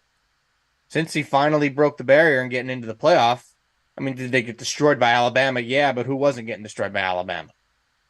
Let's be honest. Yeah. You could have put, let's just put it this way. Take the best conference champion from any non-Power 5 school. Take every single one of them. Would Cincinnati beat them? Yeah, probably that year. They all would have gotten smoked by Alabama. Any other team you could have put in the playoff would have gotten smoked by Alabama. But it's Alabama. Yeah. Listen, as much as I think, I didn't necessarily think Florida UCF had deserved to be there. Yeah, they beat LSU in a bowl game, which gave them some credibility, and I love that about them. But you can't tell me that the Cincinnati thing got destroyed by them losing to Alabama big time. Did I think they deserved to be there? Yes. Do I think they're in the same class as Alabama? Absolutely not. But who but is? That's because it's Alabama. Exactly. But who is? That's why the argument that was just in the feed the point. Was, to me, it's like the argument in the feed. It's like Cincinnati made it in, Dan, but they got destroyed by Alabama. Who doesn't get destroyed by Alabama? They lose on average 0 to 1 game per year. So if you're going to make the argument that Cincinnati didn't deserve to be in the college football playoff because they got beat by Alabama, then you would have to tell me that Georgia, LSU, Florida, Clemson, Ohio State, that none of those teams are good, that they're all on the same level as Cincinnati. Yeah, Alabama is not a good litmus test. They beat everybody. If Cincinnati was losing to San Jose State, then we can have a conversation. Exactly. And the year, I think you were right. I think the year they did get in might have been 2020. Was it 2020 or 2021 that they got in with undefeated record? The year that Cincinnati got in? Yeah. 2020. Because I think 2022. Okay. Yeah. So, when you look back at that team, they were very, very good. But again, they lost to Alabama. The only team that beat Alabama was Georgia. That's how good the SEC is. It's not a test. It's not the AAC is not good. It's that the SEC is just far and away the better conference. And I don't think anybody in the American would disagree with that. They understand that. They don't have the powerhouse schools like Georgia, Alabama, Florida, LSU, South Carolina. They don't have those dominant schools. Yeah. But you can't tell me that Cincinnati that year wouldn't have beaten Oklahoma or Oklahoma State or Texas or I'm trying to think of who else was good in 2022. Whoever. You can't tell me that they wouldn't have beaten those teams.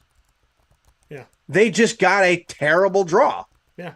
And that can happen. That can happen sometimes. You can't tell me it wouldn't. Right? So, you know, when you go back and look at this thing from a, you know, like when you put it all in perspective, the AAC or the American Athletic Conference is really just getting started if you think about it. Because all this realignment that's happening, you're right. They are the 5th best conference right now. The Pac is non-existent at this point.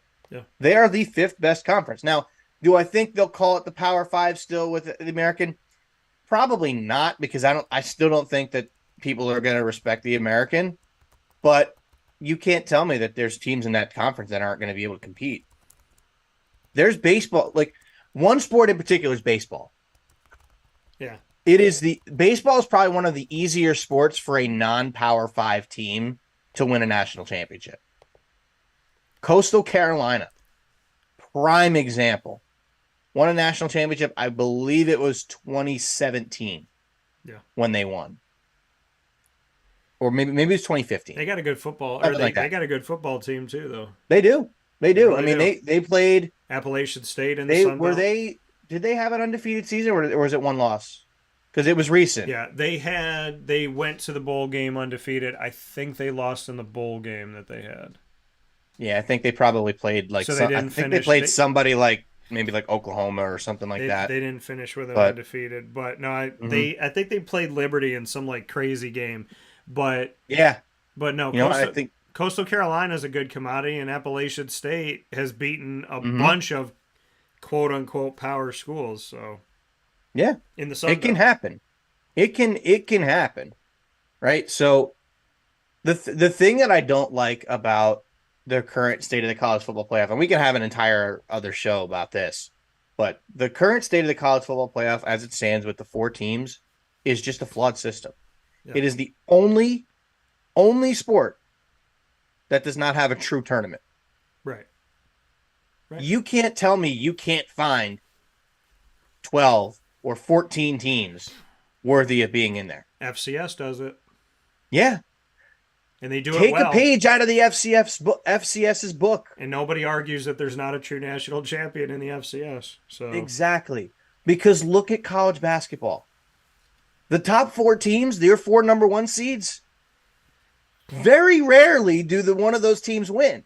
Yeah. It's usually a 2 seed or a 4 seed or a 5 seed or UConn, who I think, were they a 5 this year? UConn was a... Or were they a 3? Oh, let me think about this. I think they were. I think they were a 4 seed this year. Yeah, but they weren't a high seed. Yeah, and they won a national championship.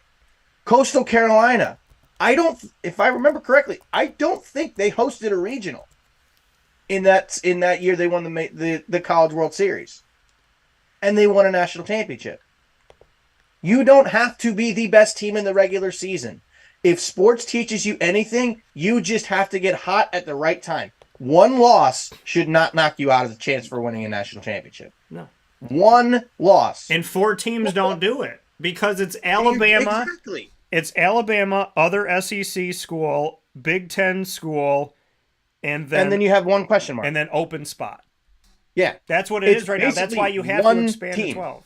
That's why you have to go to 12. That's why they are going to 12, because they need to go to 12 because there's no other way to do it. Now, granted, going to 12, if everybody stays together, the SEC could arguably get 5 out of the 6 at-large spots outside of the top 6 champions. And that's fine if that happens, and they're just the best teams. And right, it is what it is. But now the American moves up to with the 6 conference champions being automatic qualifiers. The American moves up that they're going to be in the top 5 to every year send somebody to the college football playoff. And then that sixth automatic could be from the MAC, it could be from the Mountain West, it could be from the Sun Belt, it could be from Conference USA. So that gives more opportunities to those other conferences out there that weren't getting those same opportunities. And exactly. Jesus knows that Notre Dame's got a special rule to sneak in there. So yeah, I mean, if you're gonna go that route, I think that sixth automatic spot should just go to the best conference champion from everyone else. The best of the rest, I guess you could call it.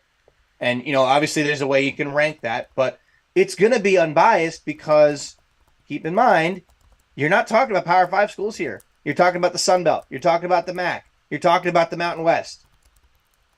These pick the best team from the rest as that last automatic qualifier. And then if you get 5 SEC teams as the rest, so be it. Yeah. They might just be the next best teams in college football. Yeah. It is what it is. But everyone has to have a chance. Right. Look at the NFL. Look at Major League Baseball. Well, I'll use baseball as a perfect example. Look at the Phillies last year. The Phillies were the last team into the playoffs. Yeah. They got hot. They swept the Cardinals. They beat the Braves. They beat the red-hot San Diego Padres and then just ran into a juggernaut of the Astros. It would be like running into Alabama. It can happen. But that Phillies team marched all the way to the World Series as the last team in. It can happen if you get hot. It's not as likely in football as it is in a game like baseball because, it's only one game as opposed to playing series. But at the same time, if a team comes in red hot, you can't tell me that 2021 Florida team or 2020 Florida team couldn't have been right there with every other school in the country. Yeah, they had 3 losses. But who are their 3 losses to? Texas A&M, number 5 overall seed. Who would have been in? Yeah. Alabama, the eventual national champion. Yep. They lost by 6 in what was Alabama's toughest game of the year. Their national championship game wasn't even as tough as the SEC title game. No. And then LSU, who the only reason you lost that game is because some moron decided to throw a shoe. That's the only reason you lose that game. There's no reason to tell me that team couldn't have made a run. It's the same that thing with UCF team. That UCF team. Exactly. Penn State, the year they beat Ohio State, 2017 or 2018, I think. You can't tell me that 1-loss Penn State team or 2-loss Penn State team, who I think their other loss might have been Pitt. Now, that wasn't a great loss. It was an upset, but they beat Ohio State that year. Yeah. At home on a blocked field goal. You can't tell me that team couldn't have made a run because they absolutely could have. They got red hot after they lost to Pitt. Yeah. Red hot. You can't tell me that team couldn't have made a run. You can't tell me that who was Cincinnati in 2020, 2021. Cincinnati in 2020, 2022. The USCF's second year when they had the 1 loss. Yeah. Or I think they might have been undefeated again, but they lost in a bowl game. Yeah, they went. Those teams could have made runs. 25-0, 26-0. Yeah, something like that. But you can't tell me those teams couldn't make a run in a 12-team playoff. Give me a 14-team playoff. That's what the NFL does. There's 14 teams that make the playoffs. Top 2 seeds get a bye. Fine. Yeah. You line it up like that. The number 1 and number 2 overall seeds, you get a bye. If it's the SEC, it's obviously the 6 best teams, but if the SEC and the Big Ten get a bye, so be it. Alabama, Ohio State both get byes. Whatever. Doesn't matter. But now, with only 4, you don't have that opportunity. You have the 4 seed getting thrashed by Alabama or Georgia because they don't stand a chance in one game. Because they probably didn't deserve to be there. That 4 seed is up for debate every single year. Every single year. You can't tell me that there's not another 10 teams in college football that shouldn't have a chance to compete for a national championship. You want to put Notre Dame in there? Fine. Put Notre Dame in there. Yeah. Put LSU in there. Put Oklahoma in there. Put Penn State in there. Put Minnesota in there because they've been good in football in recent years. Yeah. Why can't you do that? Put another ACC team. Virginia's been good in recent years. North Carolina's had a solid football program in the last couple of years. Why can't you put those teams in? Why can't you let 14, 12, 14 teams compete for a national championship? Well, this is the thing. In football, in the NFL, you have the winner of each division play in the playoffs. So if you look at it in that respect, the winner of each of the 10 conferences should be in the college football playoff, or else why have a conference championship game? So, Yeah. and you don't even have to have a conference. You don't even have a divisional championship game in the NFL. You're right. You don't have that. You don't have Philly and Dallas are the top 2 teams in the NFC East. They're playing for a championship on Saturday. You don't even have that. So, what is the point of playing for a championship and then getting, thrown out to the, Idaho Potato Bowl if you're Coastal Carolina and Wake Forest? I mean, it doesn't make any sense whatsoever what's going on, because it doesn't follow the correct model. If you win a championship, you should move on. It's what happens in high school sports. If you win sectionals, you go to states. Essentially what college football is saying is if you win sectionals, you get to play a bowl game that has nothing to do with a championship.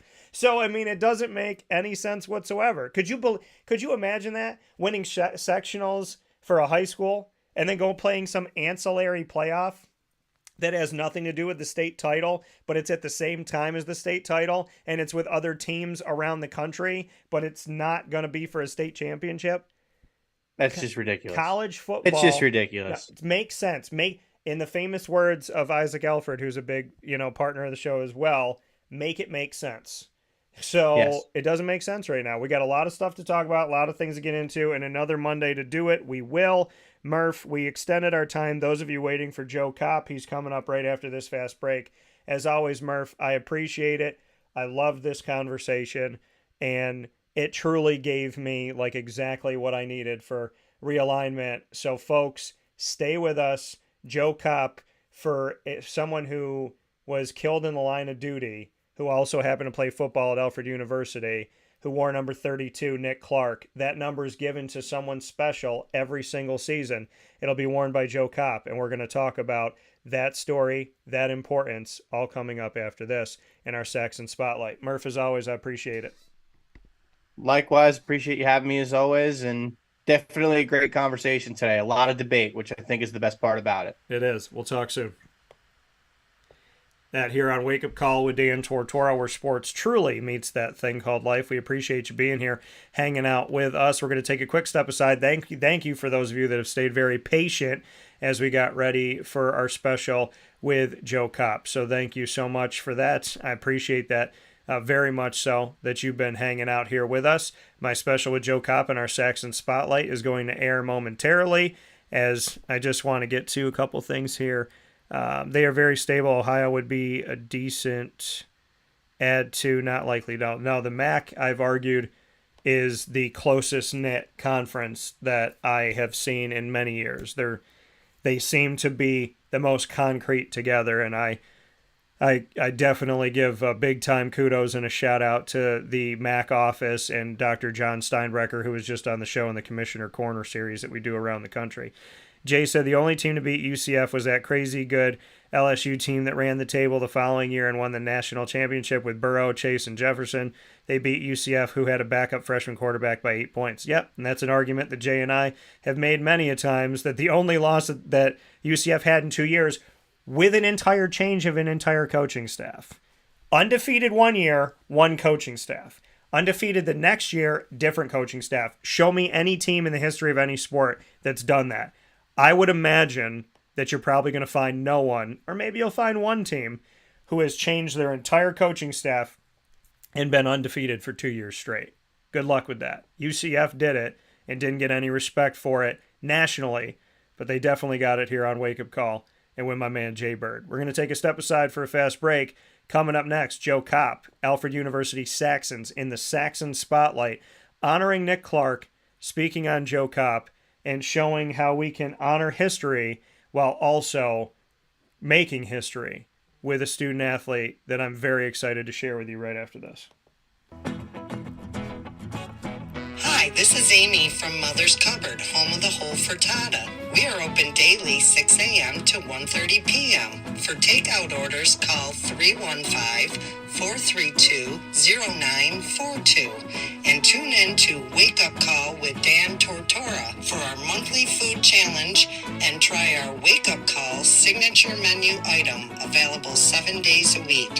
Here at Mother's Cupboard, we are Central New York, and it's our honor to serve you. Ma and Pa's Kettle Corn and Popcorn Factory remind us that every day is worth celebrating. Find them at 201 Old 7th North Street in Liverpool, New York, open Monday through Saturday in-store and all the time online at maandpaspopcorn.com. Serving our Central New York community and beyond, you can order all throughout the country at maandpaspopcorn.com. And remember to get your tins, which have in-store half-price refills forever. Ma and Pa's Kettle Corn and Popcorn Factory, available to you for fundraising and all of your events by calling 315-450-6272. That's 315-450-6272. Ma and Pa's Kettle Corn and Popcorn Factory. How corny are you? This is a special message from Merritt Brady, owner-operator of Chick-fil-A Watertown on 1290 Arsenal Street in Watertown, New York. Chick-fil-A for me has always been about the people. I think it starts with the strength and leadership of the Cathy family. It's just amazing to see a family-run business reach the altitude that they have. Second mile service is something that we embodied at my previous business, and the ability to make people feel like they're the only person at your establishment, that you are there to serve them that day and looking for those extra ways to make them happy, to anticipate what they need next is what makes me tick. And I'm going to have so many opportunities at Chick-fil-A to do that. It's one of my favorite things to eat in the world. My favorite application question or interview question when I'm interviewing is when I get to, have you ever eaten at Chick-fil-A? And a smile hits both their ears. You know, they can't even answer the question for a second. And when I see that, it's like, man, that's going to be a great hire. They already get it. They already feel it. They already know that we're different. The Chick-fil-A experience, it's a real thing. And then, of course, just our generosity and community involvement and making a positive impact in the lives of our team members, our guests, and the community in general, I think is really the secret sauce.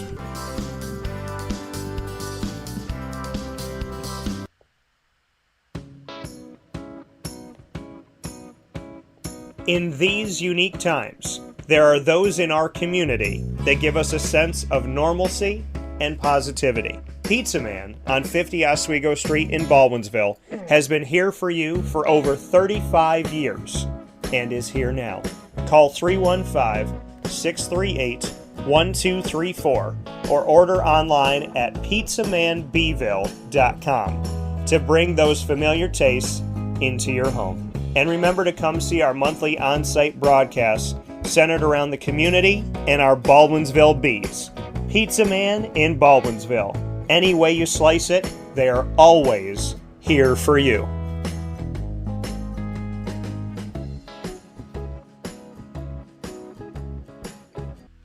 I'm George Townsend of Honda City with some good advice when buying a new car. The true cost of owning a new car is determined by the appraised value when you trade it. No vehicle appraises higher than a Honda. Next, look for low APRs and deep discounts. You also want low maintenance costs and great fuel economy. That's why my advice to you is to buy a new Honda. Looking pre-owned, visit our Honda Certified Used Car Center. Honda City, 7140 Henry Clay Boulevard, Liverpool, or HondaCity-CNY.com. It would be a pity if you don't shop at Honda City.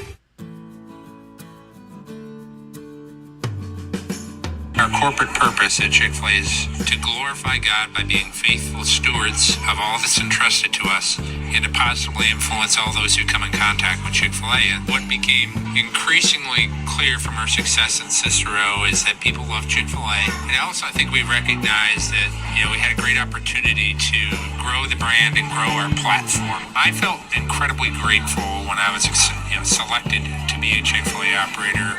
I think what it's meant for me, what I've come to realize on a very deep level is that this is a calling for me. It's not a career, it's not a job. The Lord called me to be a Chick-fil-A operator and to use these restaurants to glorify Him and to positively influence other people. I'm blessed. I'm very blessed.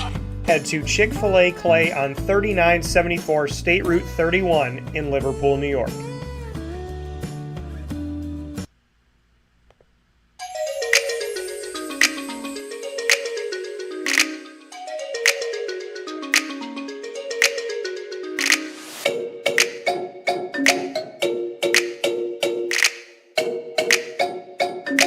Welcome back here to Wake Up Call with Dan Tortora. Happy to be here with you where sports meets life every Monday through Friday from 9 a.m. to 11 a.m. Eastern time. Every Monday we have Saxon time throughout every single month of the year. Mondays at 10:30 a.m. Eastern time. And every second and fourth Monday, we feature the Saxons Spotlight, where I have the opportunity to speak with student athletes, coaches, administration, and alumni throughout the year. I have the pleasure of being picture in picture right now with Joe Copp here on Wake Up Call with Dan Tortora.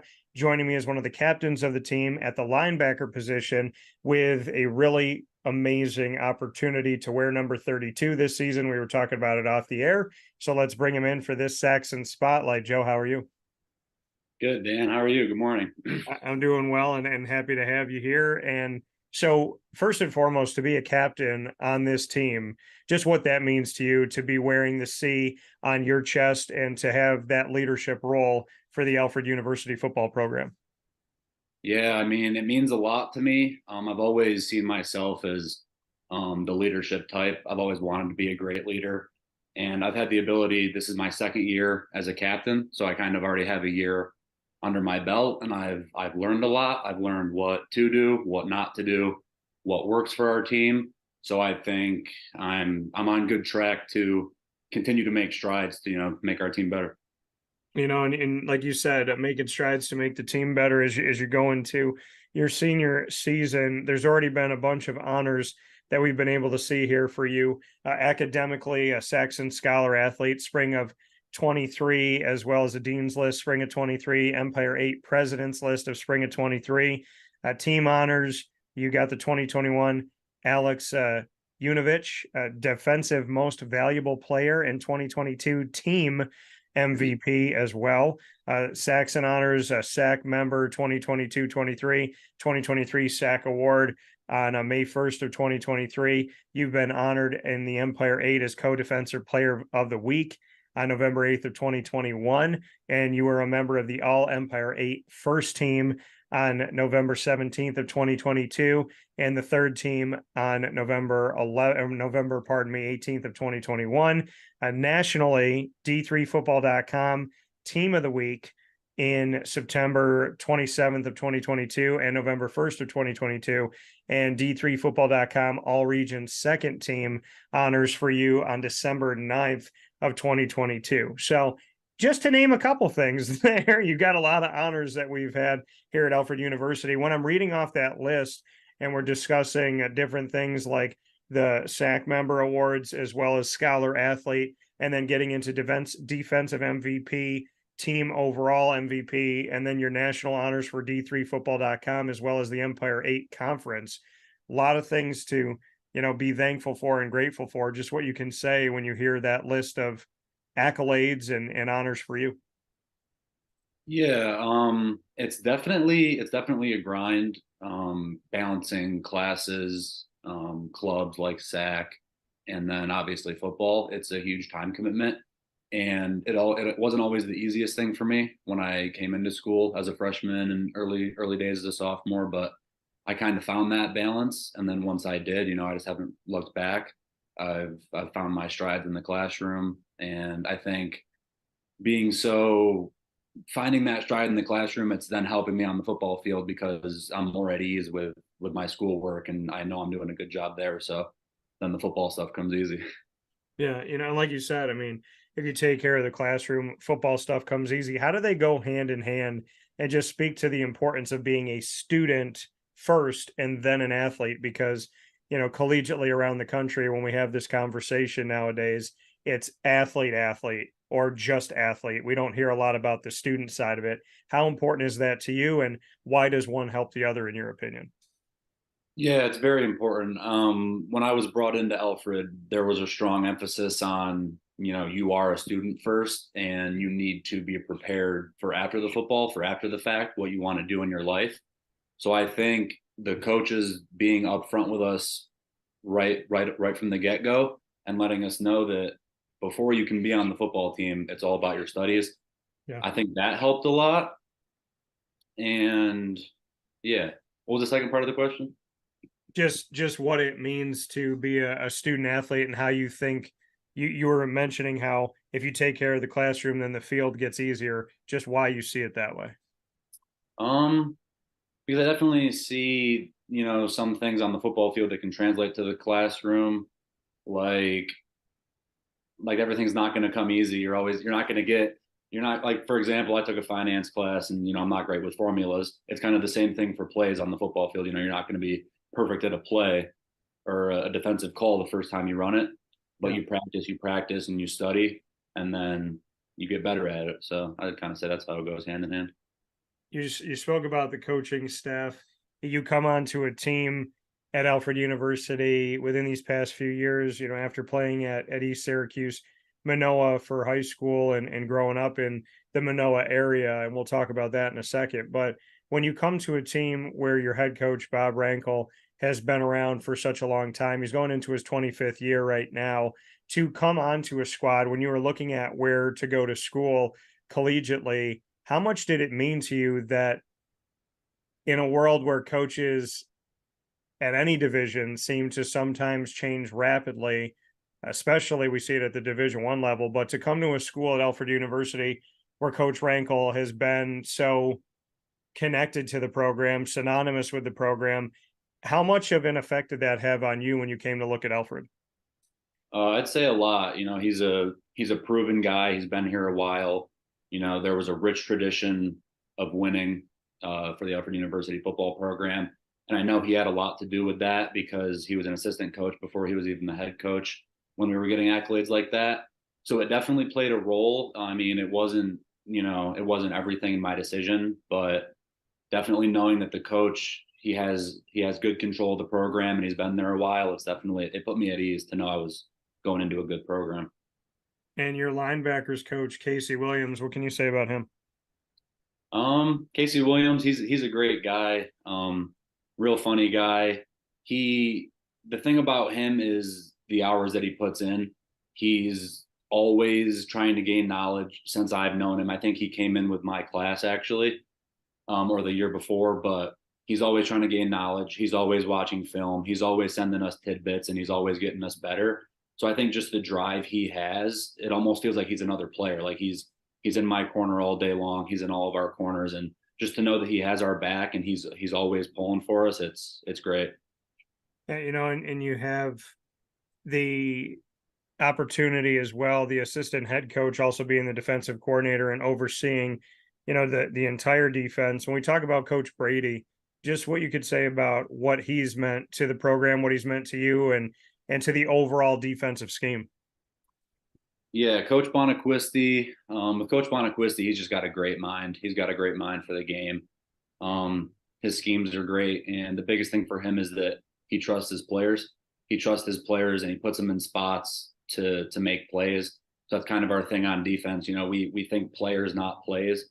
So he's always thinking, about us and how he can put us in the best positions. And yeah, he does a lot. He does a lot for us. He doesn't do much with the linebackers anymore because he oversees the whole defense and is kind of bouncing around. Yeah. But he's still always in meetings with us, giving us, the best information he can. And yeah, just a great mind for the game. So as I'm here in this Saxons Spotlight in our exclusive multimedia marketing partnership, with the Alfred University Saxons and speaking here with Joe Copp of the football team as we get set for this 2023 campaign. You were number 34. You're now going to be wearing number 32. There's a history to that. And I know you and I were talking about it off the air, but I'd love for you to share with the world what the history is of number 32, why it's so important and an honor to wear that number coming up this season or any season. Yeah, so number 32, it was worn by Nick Clark, a member of our football team back in, I think, 2011. I don't know if that year is correct, but he became a state trooper and was killed in the line of duty. And he was a great football player, but also a great guy. And so to honor him and that number, every year the coaches have picked a Saxon to embody him and embody his number. So I was chosen this year, and it means a lot because I want to honor what he did for this program. And a great quote by him that is in our locker room, I'm pretty sure, is "You don't have to, you get to." Yeah. So I like to think of that, honestly, every single day we get to go out to practice. We don't have to be here, and he would love to still be here, but he's obviously not with us anymore. So to wear that number and to be a leader in this program and to have that number on my back, it means a lot. How much of Nick's history do you know? I mean, is it something that the coaches want to make sure that they drive home with every, new group that comes in? Is it something that's talked about a lot with the team? I mean, how much of Nick's history is known to the team? Yeah, so when I was brought in meetings usually, or it'll come up in different places, but the coaches, specifically Coach Rankel, educates everybody on the meaning of number 32 and who Nick was as a person. And we actually have the ability to speak with his mother sometimes. She oversees the football team as a staff, as a professor. She kind of works with the football team for class-wise stuff. So she comes to talk to us sometimes during practice too. So as soon as you're brought in, you kind of, if the coaches don't tell you, some of the players will, but you know what 32 means and who Nick Clark was as soon as you get there. Yeah, and like you said, I mean, it's such an honor to wear this and to remember Nick Clark and that number 32 and to celebrate that. I mean, from 2008 to 2011, he was there at Alfred University and obviously a part of the history and a graduate in 2011. When we see that kind of giving back to the history, when you were given that honor, what was that first feeling, that first thought that ran across you when the coaching staff said, "Joe, you're going to wear Nick's number, you're going to wear 32 this season"? Because I've seen and heard about so many great players that not only Nick wore the number, but the people after him. I was kind of not shocked, but I was just kind of stunned because it means so much to the program and because Alfred means so much to me. I was just kind of shocked and in the moment, but yeah, it means so much, and I'm so glad to be able to wear it and kind of prove what I have to prove. And yeah, sorry. So, I mean, getting to do that, getting to wear this number, do you feel that when you're out there practicing? Do you feel that kind of all the time? Does it ever leave you when you're in, this season wearing number 32? Is it something that you kind of put the jersey on and forget about it? Do you think about it? Just bring me into how connected you feel to the number 32 and to Nick's history, and if it's something that sticks with you every day. I would say in terms of putting on the jersey and getting into practice and stuff like that, I don't think about it too much.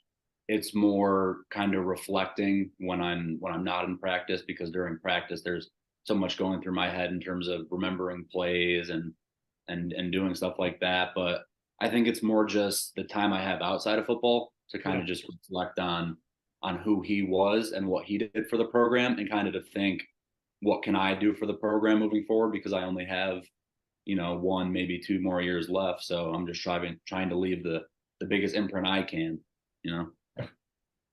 Joe, how do you honor Nick Clark wearing his number and at the same time make it your own? How do you honor a person but still be yourself and still have your own stamp on Alfred University football? That's a great question. I would say just continue to honor him, but like you said, also like I am my own leader and I am my own person. So I think just continuing to lead the way I have been and making an impact on my fellow teammates, not only, on the football field, but helping them through life, because now I've had some years to kind of gauge what college is like, what to do, what not to do. So I think just helping my teammates out and just continuing to be the best version of myself, I think it'll all come with that.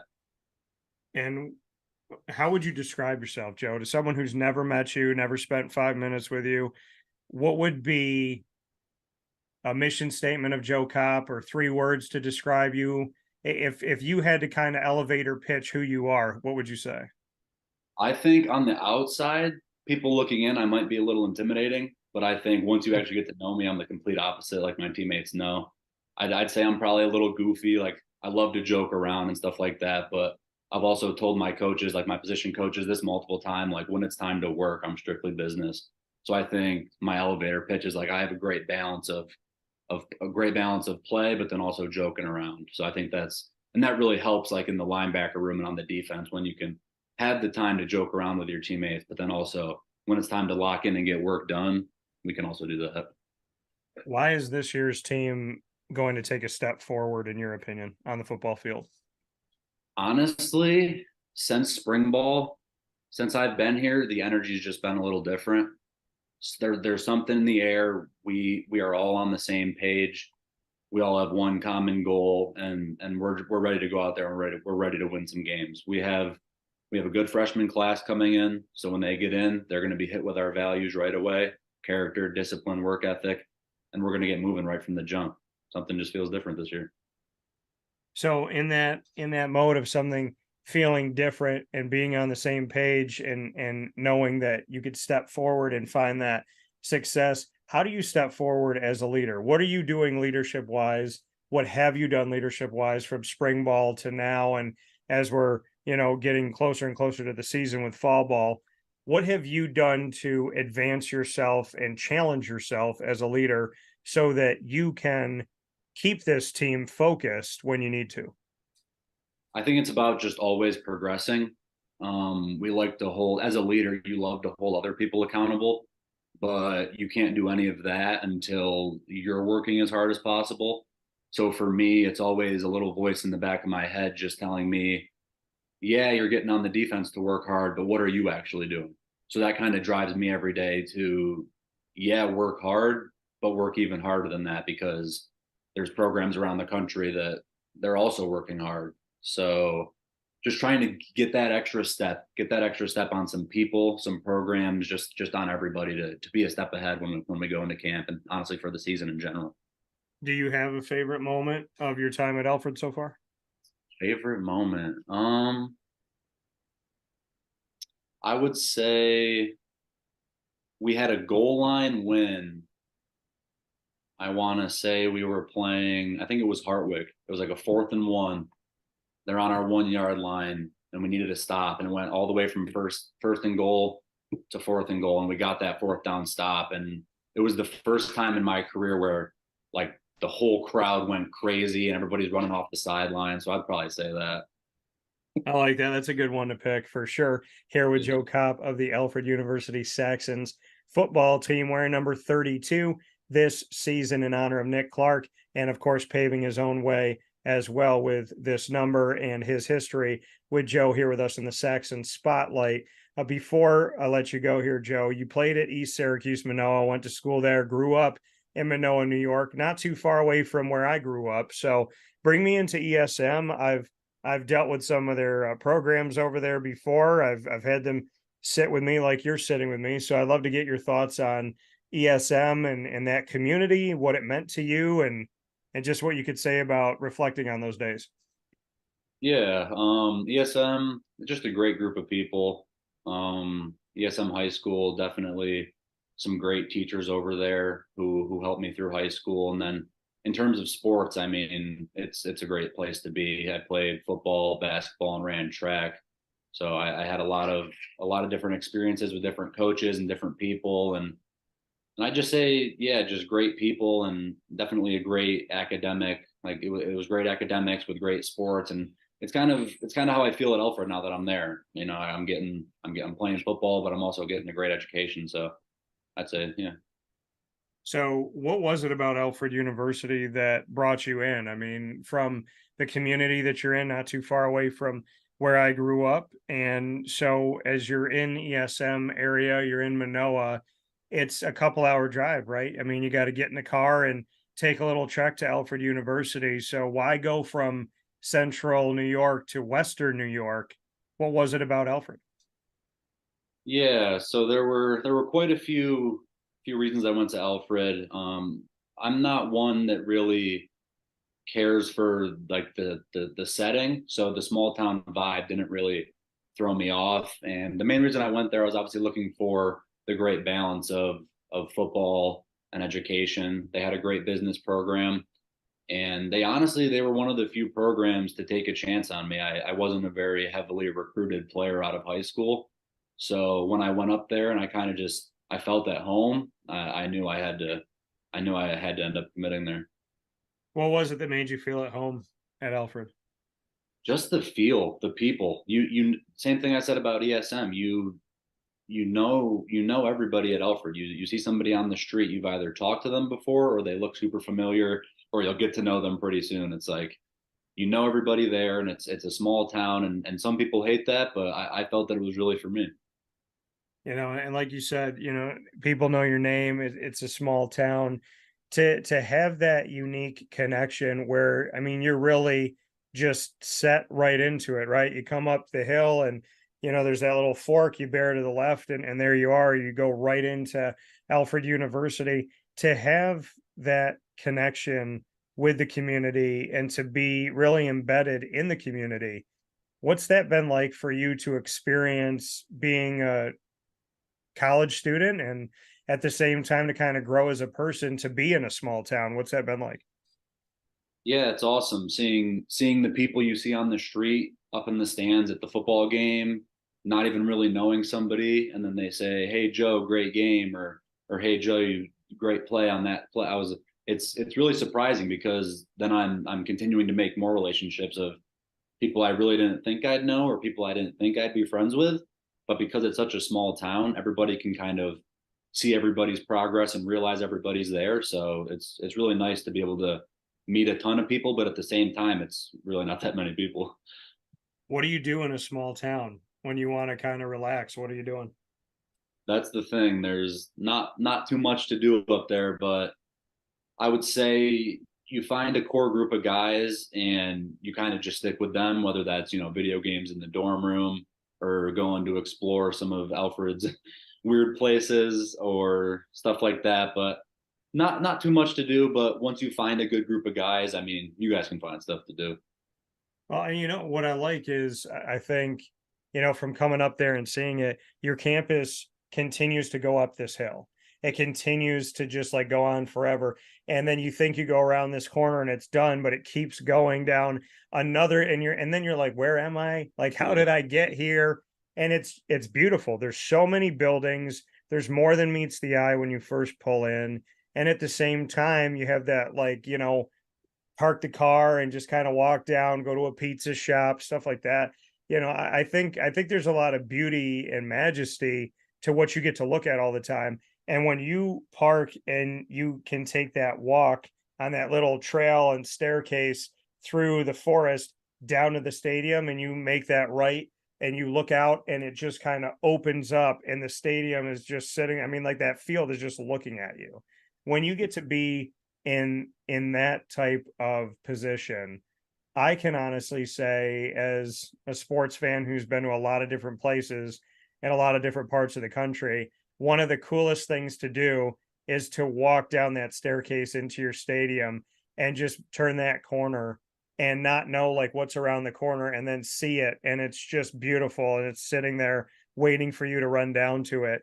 there's got to be something magical about that. I know you said it's a small town, so there's not, something to do that there would be in like a New York City, but at the same time, there's a lot of cool things about Alfred University, and I think that some of those walks through the forest are pretty cool. Yeah. I think what can you say about that? Like when you could take that walk and then see the field, there's the walk down to the field for fans and for people kind of coming out of their dorm rooms and whatnot. That's atypical when you come out of a residence hall to have a walk like that to a field. I mean, that's a pretty cool experience. What can you say about that? Yeah, I mean, Alfred's slogan is, outside of the ordinary. So I feel like I definitely see that every day with, like you said, the trails you can walk on. And yeah, walking down to the field, it's a different experience. I've kind of become, it's like a norm to me now. Like it's not as cool as the first time I did it, but it's still, you play at some different spots, and then you come back to our place, our stadium, we call it the Pit. You come back to the Pit and you kind of just realize like our stadium it's definitely, it's a nice one, and it's one of the best around with the view for sure. Yeah, it definitely is. And you got some great games coming up this season, which, obviously very excited about the kickoff opportunity that you're going to have to start off the season officially on September 1st, which is a Friday night under the lights at 7 o'clock. That game is going to be at home against Hobart College. As you get closer and closer to that in preparation for this season, like you said, sometimes you have to go somewhere else, come back to your stadium to appreciate it. What makes you appreciate the start of a season when you're going through the practices, you're running, you're lifting, you're learning the playbook? There's moments of adversity. It's hot outside, you're sweating, the pads are heavy. What about all of that adversity kind of goes away when you appreciate blank? What is that thing that you appreciate when you look to a new season that makes you fight through anything that could go on in a practice or weight room or whatever that may be, or in a classroom? Right. I think just knowing that camp and how grueling camp is, I think just knowing that that's the easy part. It might not seem like that with how tough camp has been in the past. It's definitely tough, but that's the tough part. The easy part is showing up on Friday night or Saturday midday and playing the game. That's the easy part for me. It's the tough part is those 3 grueling weeks where we have to work as a team and get better and learn all that stuff. The game stuff comes easy. So yeah, that's what I'd say. Yeah. So I mean, and that's the thing they say, if practice is difficult more and it feels more difficult than a game, then you're doing something right. Right. If practice brings out the most in you so that when you go to a game, you can actually say, hey, you know what? I've seen what it's like to, push myself to the brink, and now I'm ready for, going out there and playing this weekend. Before we finish up here, we're going to play rapid fire here in a second, but I want to honor you, Joe, for looking at some of these numbers here against Kalamazoo. Your last season, you set a bunch of single game records for yourself: 3 sacks, 17 yards lost for the other team. On those 3 sacks against Kalamazoo, you had 4 tackles for a loss of 23 yards. And then we look at your total tackles. Your record was set right after my birthday last year on October 29th, 2022. Total tackles against Cortland, 22 in a game. Assisted tackles at St. John Fisher on October 16th of 2021. Solo tackles for you in a game record. Brockport, which is at home on November 12th, 2022. Last season. So when you look at some of these numbers, you've had 3 different games where you've had 1 interception. What are you looking to break this year? I mean, 3 sacks in a game, that's pretty darn notable. 20 plus tackles in a game, the 1 interception. Where are you kind of keying in on? I know that you want to play in the run of the game and you want to win the game, and I understand that totally. But if we could look at some of those records that you want to break or some of those moments, do you have anything in the back of your mind? Yeah, so it obviously depends on, like a week to week or year to year basis where I'm lining up. I did a lot of lining up on the ball last year, so I was in some more positions to get sacks. This year, I'll still probably be up on the ball a little bit, but I'd definitely like to get my hands on a few balls and potentially take a few to the house. So that's probably one of my goals stat wise this year is to get a few more interceptions. It's funny, you and I must have been meeting each other on the same wavelength. Because when I looked at all those numbers going into our conversation, I'm like, I feel like he's going to tell me he wants more than one pick in a game. So, Yep. and to take one to the house. All right, I like it. So with Yeah. that being said, in this Saxon Spotlight, Joe Copp of the football team going to wear number 32 in honor of Nick Clark this season. Linebacker on the squad here on Wake Up Call with Dan Tortora in our exclusive multimedia marketing partnership with Alfred University. We're going to play rapid fire. Your coach made history as the first person ever at Alfred University to play rapid fire on Wake Up Call. So you are going to be the second. And so both of them with the football team, you will be the first ever student athlete at Alfred University to play rapid fire with me and the first ever football player. What does that mean to you, first and foremost? That's awesome. I'm honored. So you got more history that you made and you didn't have to do anything on the field. So we're going to ask each other 3 questions apiece. You get the first one. Anything in the world. Could be football, could be anything. What is the craziest response you've had to a question that you've asked in an interview? Because I just saw on Instagram you were posting the stuff of like Syracuse football. Yeah. Have you had a crazy response? Yeah, I would say the craziest response. I would probably say the craziest response I ever got where I didn't understand how he didn't understand the question was when I interviewed Peyton Manning. And so interviewing Peyton Manning, he was on the Colts at the time. He had come to play the Jaguars. I've covered Jacksonville for this, God willing, my 13th year on site, on location. So I go down to their games. And I was in the guest locker room. They brought us off to a little area.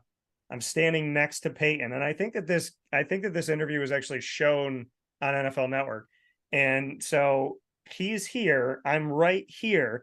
And I said, having played the Jacksonville Jaguars for as many seasons as you have, looking at this current secondary, how would you assess them? And he was like, I don't understand. And I was like, well, looking at this team compared to other teams in Jacksonville history that you've gone up against, what's this secondary like that you've got? And I thought that was like a normal question. And he's like, I don't know how I don't understand how I can answer that. I don't play on Jacksonville's team and I don't know their inner workings. And I'm like, how did this question not get answered properly? Did I do something wrong? And then I'm asking myself, I'm going, if I'm a quarterback and I played this secondary for like the last 5 years, and how does this secondary look compared to other secondaries? I feel like that's a pretty easy question to answer. Yeah. So, but hopefully I get another shot with you, Peyton. I don't know. It was just, we got lost in translation. So my first question for you, Joe. All right. Well, you're in a small town. So when you get food off campus, where do you go and why? Ooh, I'd have to go. Depends on what I'm feeling, but I'd probably go with Checkpoint, which is the local like barbecue joint. My order from there depends on how I'm feeling, maybe a pulled pork sandwich or some chicken tenders and fries, but every single time I go to Checkpoint, I'm getting the deep fried Oreos. Okay. Every Okay. time. They're All so right. good. We got a deep fried Oreo place here in Syracuse, Ma and Pa's Kettle Corn and Popcorn Factory. You got to get you some there.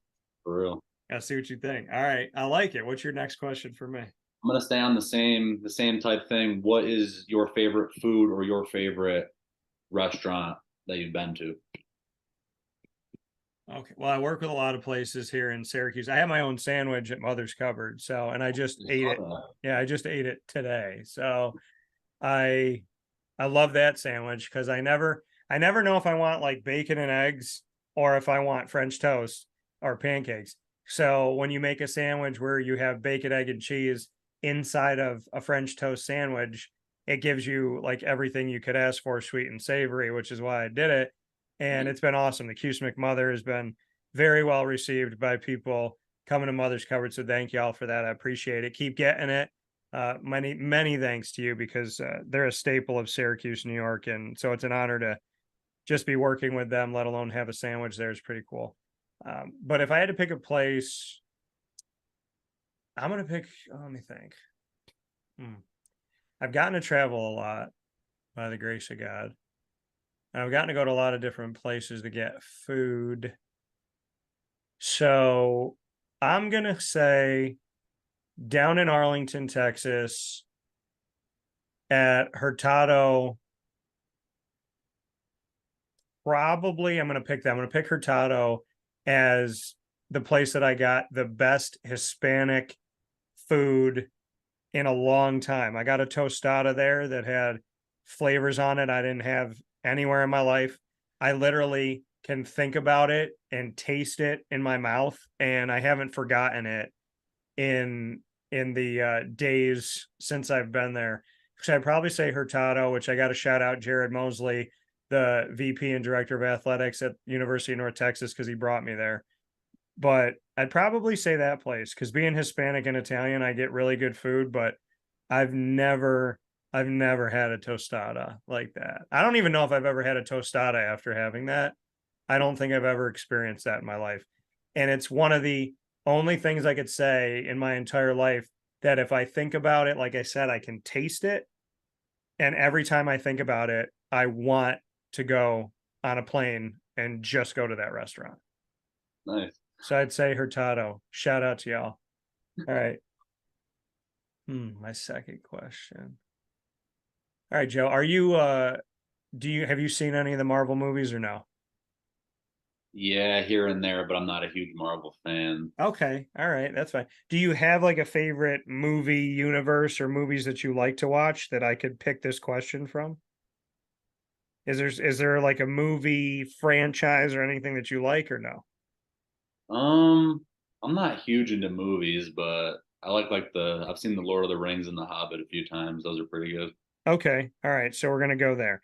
If you were in the Lord of the Rings movies, what character would you be and why? Gandalf. I knew you were gonna pick that. He's just sweet. He's awesome. I don't know what it is, man, but you and I have been on the same. I Yeah. feel like we should play that like when you see like how well do you know each other thing. You and I Right. here are doing our first conversation we've ever had. But if I had to write something down on a whiteboard and hold it up, I would have been 100% so far. We'd be pretty good at that. Yeah. All right, Gandalf. I like it. It's cool. He's the OG. What's your last question for me? Let's go with when you were in high school, college-ish, did you Yeah. play any sports? Or if you didn't, what were your hobbies? Yeah, I did. I played basketball and I got recruited D3 to play basketball. I was coming off of a coach that was probably the worst coach I've ever had. And he wasn't a man of his word. And you being a person who keeps your word is important to me. So I was coming off of that and I was kind of like leery about joining the team. And the coach is like, come out and see us, like run with us, just kind of like get a feel for it, whatever. And I didn't end up doing that. And that November, I got a phone call and they're like, hey, I know you want to commentate games. Would you like to do one tonight? Our guy didn't show up. And I had 12 minutes to get there to the gym at Marywood University in Scranton, PA. And I left my clothes. I'm not kidding. I remember this story like it was yesterday. I was putting my last quarter in the washer. I got the phone call from Brandon Smith, who I was the best man at his wedding. Shout out B, what up? And so I was about to put that last quarter in. I had my clothes in a hamper, a blue collapsible hamper on top of the washer. To this day, I don't know what happened to any of my clothes. I left. I ran over to the gym. I didn't know anything about either team. I didn't know pronunciations or anything. Started that day, which turned into me creating the name for the broadcast, MU Courtside, creating its original graphics, putting the score out there for the first time, putting a team together, finding my co-host, and building it into the first show that I've ever created in my career that can say that I started my career as a broadcaster almost 20 years ago because of it. So got recruited to play basketball, ended up commentating men's and women's basketball, which started my career at the age of 18. That's awesome. Which is pretty cool. All right, my last one for you, Joe.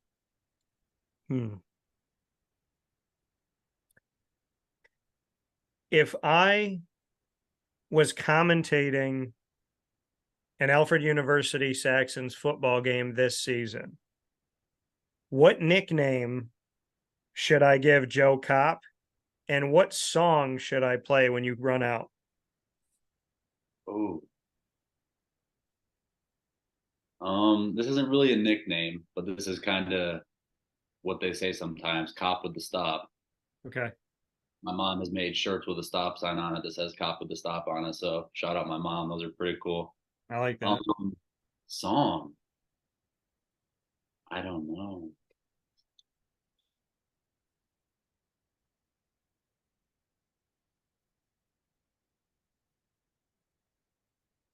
I'm drawing a blank. Any song that you like, any song that gets you amped up before a game.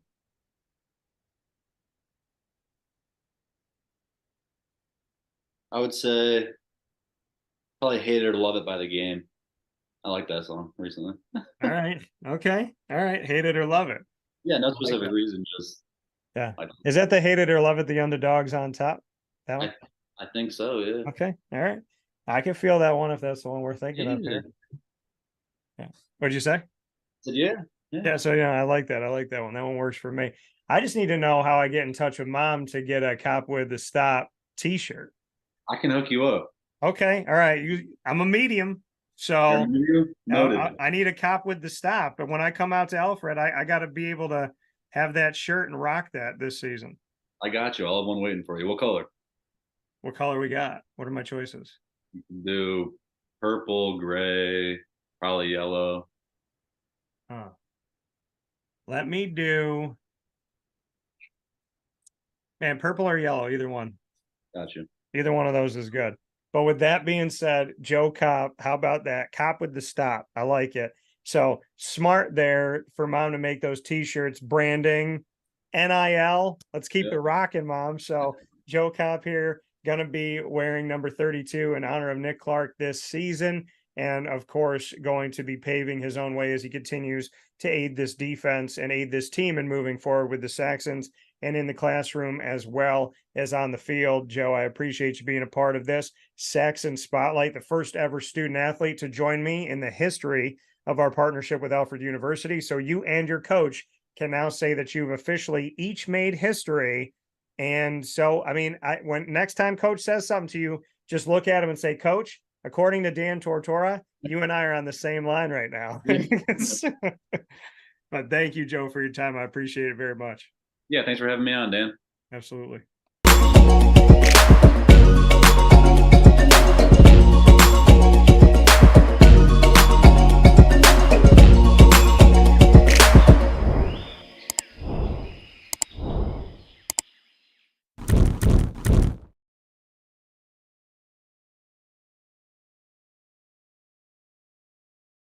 Carvel DeWitt, it's what happy tastes like. Do you know why? Because we make ice cream. Creamy, rich, flavorful ice cream. Not yogurt or iced milk like some of our competitors. Ice cream. Fresh, by hand, daily. For the calorie conscious, we have something new for you. Our new Carvelite. Same great flavor, creaminess, and texture of our regular ice cream with only 35 calories an ounce. So whether you want an ice cream cake, flying saucer, dasher, carvalanche, hard or soft ice cream, we will satisfy your craving with our fresh, handmade regular or new Carvelite ice cream. Carvel DeWitt. It's what happy tastes like.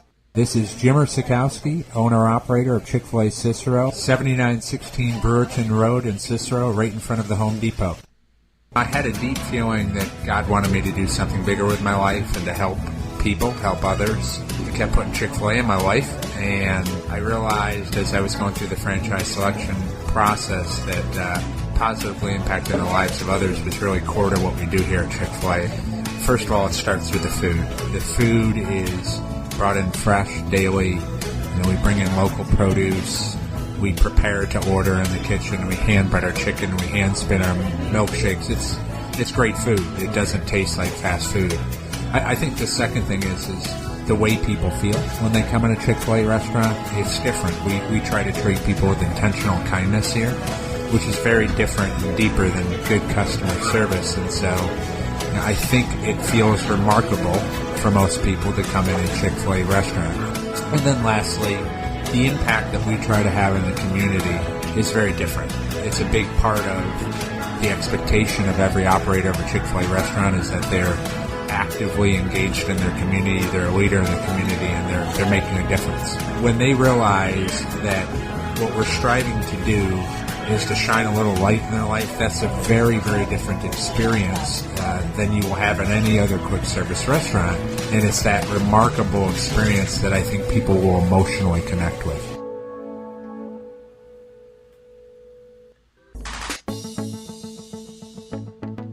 Wildcat Sports Pub in Camillus, New York is located on 3680 Milton Avenue in the Home Depot Plaza. It is your family-friendly sports bar and restaurant. Folks, some sports bars aren't family-friendly. Some family-friendly restaurants are not sports bars. The Wildcat Sports Pub in Camillus, New York is proud to be both. It is that marriage that you've been looking for years. The Wildcat Sports Pub is your home base for your sports bar and restaurant needs, games for the kids, indoor and outdoor activities, and enough things on the menu to come back every single week and get to try something new.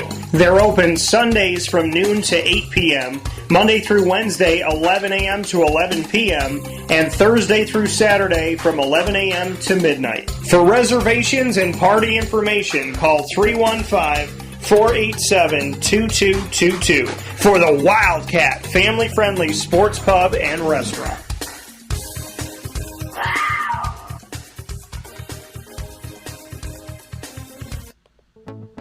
Avicoli's, located on the corner of Route 57 and Wetzel Road in Liverpool, New York, has been your trusted neighbor for decades. Located just steps from Liverpool High School, we're happy to have the Liverpool Warriors on-site, on-location broadcast at Avicoli's through Wake Up Call with Dan Tortora every single month, featuring student athletes, coaches, and administration throughout the year from Liverpool High School. Head out to Avicoli's today on the corner of Route 57 and Wetzel Road in Liverpool, New York, open Tuesday through Sunday for lunch, dinner, and drinks. We'd love to see you out there, and of course you can call them at 315-622-5100 for takeout, delivery, and catering. That's 315-622-5100, and also find them on myavicolis.com. That's myavicollis.com.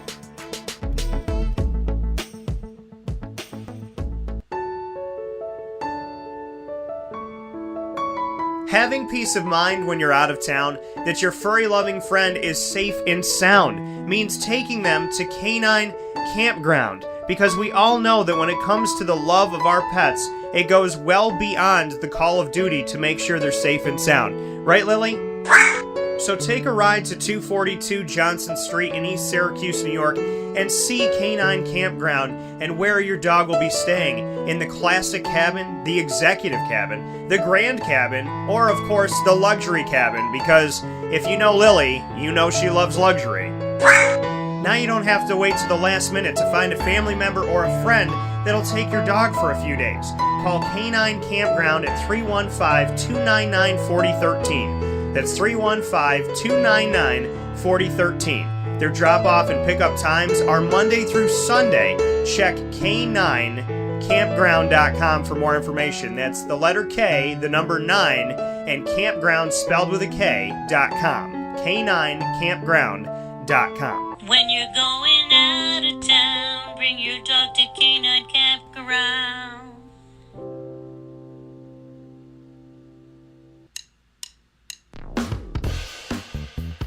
PB&J's Lunchbox, the food truck that you love finding all throughout central and upstate New York, now has a street-side cafe. So when you're craving their traditional favorites as well as their out-of-box amazing menu items, you can now head to 663 Old Liverpool Road in Liverpool, New York. Located just minutes from the highway, the Thruway, Destiny USA, and Onondaga Lake Parkway, PB&J's Lunchbox Street-Side Cafe is there for you Monday through Saturday from 9 a.m. to 7 p.m., serving breakfast, lunch, and dinner all throughout the day. Get breakfast for dinner, dinner for lunch, whatever you fancy, including their award-winning grilled peanut butter and jelly sandwich. Find them at 663 Old Liverpool Road in Liverpool, New York. PB&J's Lunchbox, where we love to know what's in your lunchbox.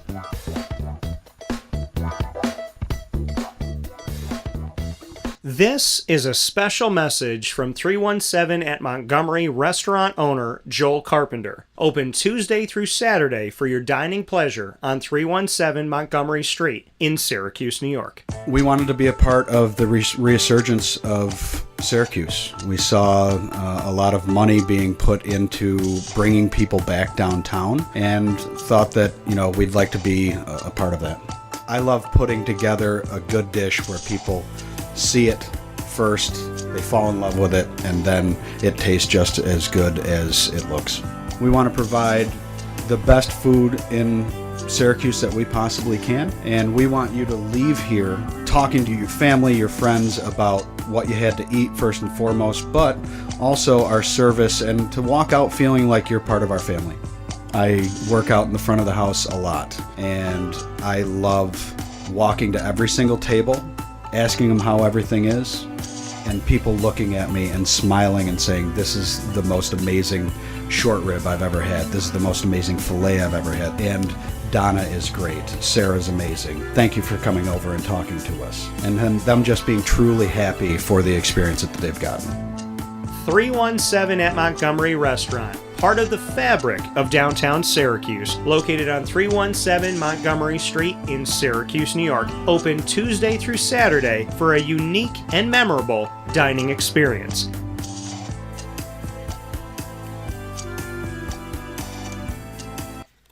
Welcome back here to Wake Up Call with Dan Tortora. Proud to be here with you every Monday through Friday from 9 a.m. to 11 a.m. Eastern Time, and obviously spending some bonus time with you here today outside of 2 hours to make sure that we had that Saxons Spotlight with Joe Copp here and play the entire opportunity for you to really get to know who Joe is, and honoring Nick Clark wearing number 32, but having that healthy balance of honoring Nick while also being Joe. And, I just find that to be such a wonderful underlying story of the football team this season, and I'm excited to see them on the field. So we made history today.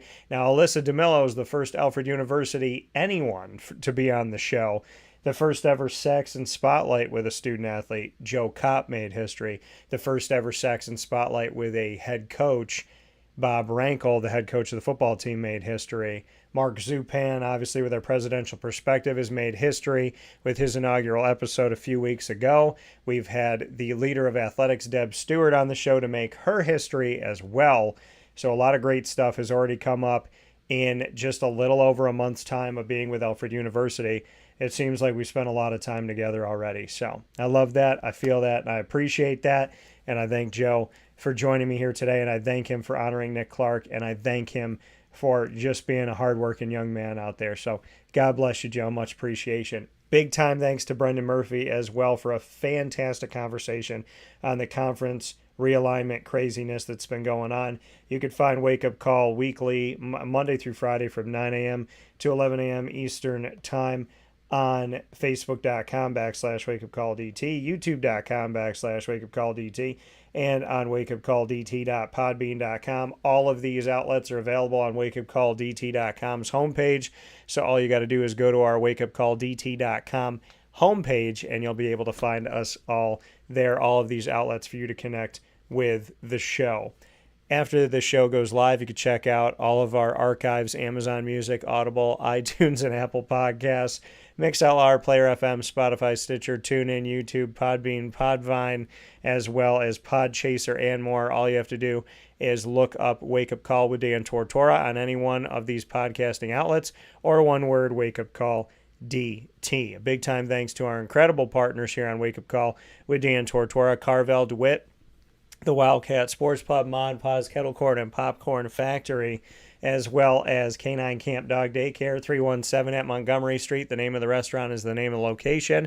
Closed on Sunday and Mondays. So from Tuesday to Saturday, make sure you get yourself in there for some fantastic food. They've extended and expanded their menu, which I'm really excited for, because all of the food on their menu is just unique and special and great. And if you've had it somewhere else, it doesn't taste like this.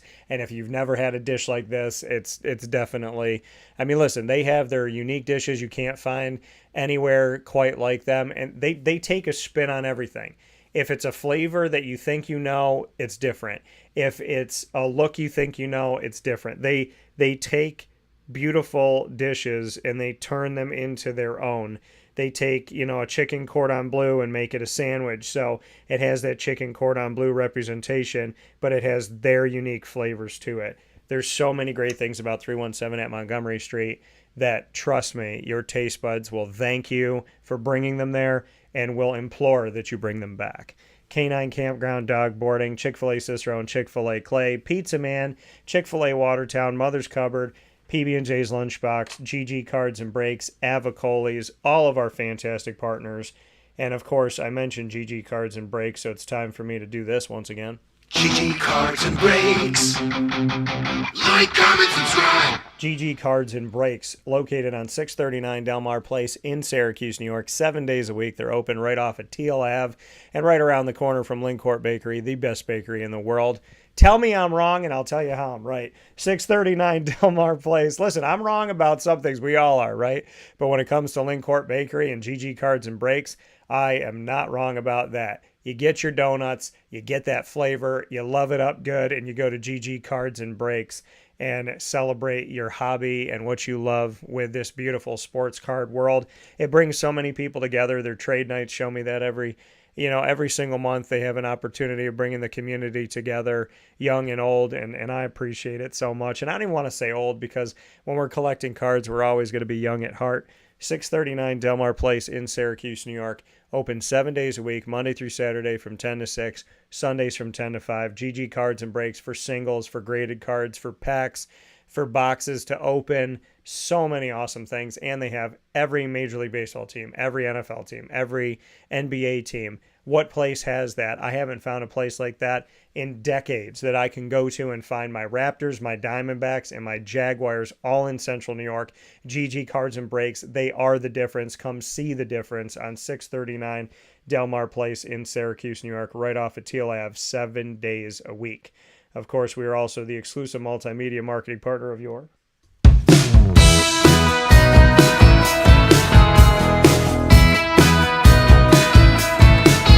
Lemoyne College Dolphins. It's Fins Up every single month on Wake Up Call. AD and ET coming to you every first and third Wednesday of each month with Athletics Director Bob Beretta and myself, Dan Tortora. Every second and fourth Wednesday, we bring you the Dolphin Dive, diving into stories of student athletes, coaches, administration, future Dolphins, and alumni. They all converge to one place, and that is Wake Up Call in our Dolphin Dive specials, second and fourth Wednesday of each month at 9 a.m. Eastern Time. We also underpromise and overdeliver. You've gotten more AD and DTs than I can count, and more Dolphin Dives in the same. We continue to put Lemoyne in a spotlight that I look to make bigger and bigger here on Wake Up Call with Dan Tortora. When they were Division II, big spotlight. Division I, big spotlight. Same spotlight every single time. We look to grow it because I love Lemoyne and I love the wonderful people that I get to work with. And a big time shout out to all my guests on the show and all my guests to come. You know who you are, and I appreciate you. The Lemoyne tab is on wakeupcalldt.com. It's also available to you by joining us and subscribing to youtube.com/wakeupcalldt to get all of our Lemoyne content. For more information, go to LemoyneDolphins.com. And as always, Fins way up.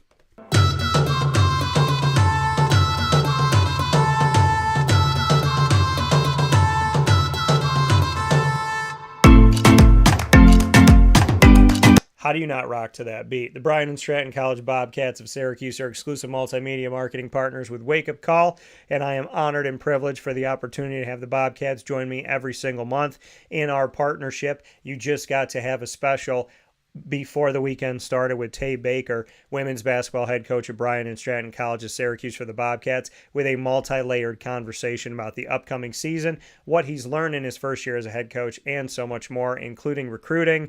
We'll be sharing that as its own Bobcat Buzz special, and you can go back and watch it on our YouTube channel in our Friday broadcast on youtube.com/wakeupcalldt. You can also go to the BSC Syracuse tab on wakeupcalldt.com. And for more information on your Bobcats, go to syracuse.bscbobcats.com. As always, go Bobcats.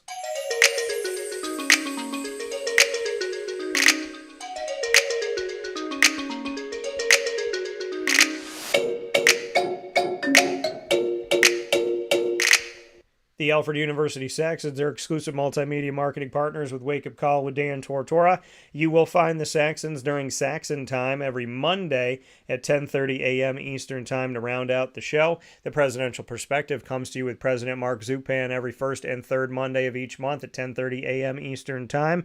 Every second and fourth Monday, like this Monday, you have the opportunity to get the Saxons Spotlight with student athletes, coaches, administration, and alumni joining Wake Up Call with Dan Tortora, like Joe Copp did today. And you can get all of our content by going to the Alfred U tab on wakeupcalldt.com and by subscribing to our YouTube channel on youtube.com/wakeupcalldt. For more information on your Saxons, go to gosaxons.com. And as the website says, always go Saxons. With that being said, here on Wake Up Call, I want to thank Murph for being an incredible guest of mine every Monday on Wake Up Call. I am so happy that we got to connect with each other through Enrico Mastriani. I'm honored that he asked me to come back to the first show I ever created at MU Courtside, which he was running extremely well, did a fantastic job. And if him and I were in college at Marywood at the same time, he would have pushed me to be better because he did things that I didn't even do. And I can't thank him enough for the awesome work that he did with MU Courtside and by making it his own and just being so dedicated and just amazing with it. I'm so happy that he asked me to come back. I never thought that would happen. It's a true honor of my life. One of the greatest things that I can ever look back upon. So it is my absolute pleasure and honor and privilege to have Murphy with me in DT and Murphy to start off every week a Wake Up Call with our DT and Murphy specials, including our Realignment special today. Big time shout out to the Saxons one more time and to Joe Copp wearing number 32 in honor of Nick Clark, who died in the line of duty, is an Alfred University alum, and we remember you in heaven. And God bless you, Nick. May you be watching over all of Alfred University, watching over Joe, and watching over this team. God bless you in heaven. God bless your loved ones in heaven and on earth. God bless Joe Copp and all of his loved ones in heaven and on earth. And I can't wait to see what Joe and the team are going to do this season. Very excited for Alfred University. And you definitely have to take that walk at Alfred to their football stadium through that path that goes down through the forest. It is truly a unique and memorable experience. So make sure that you come out to Alfred University and support the team this season and every season. Thanks to Joe. Thanks to Brendan. Thanks to you. Find us on the social medias. Facebook at Wake Up Call DT, the Twitter at Call DT, and Instagram at Wake Up Call _DT. In the meantime, God bless, no stress, do your best.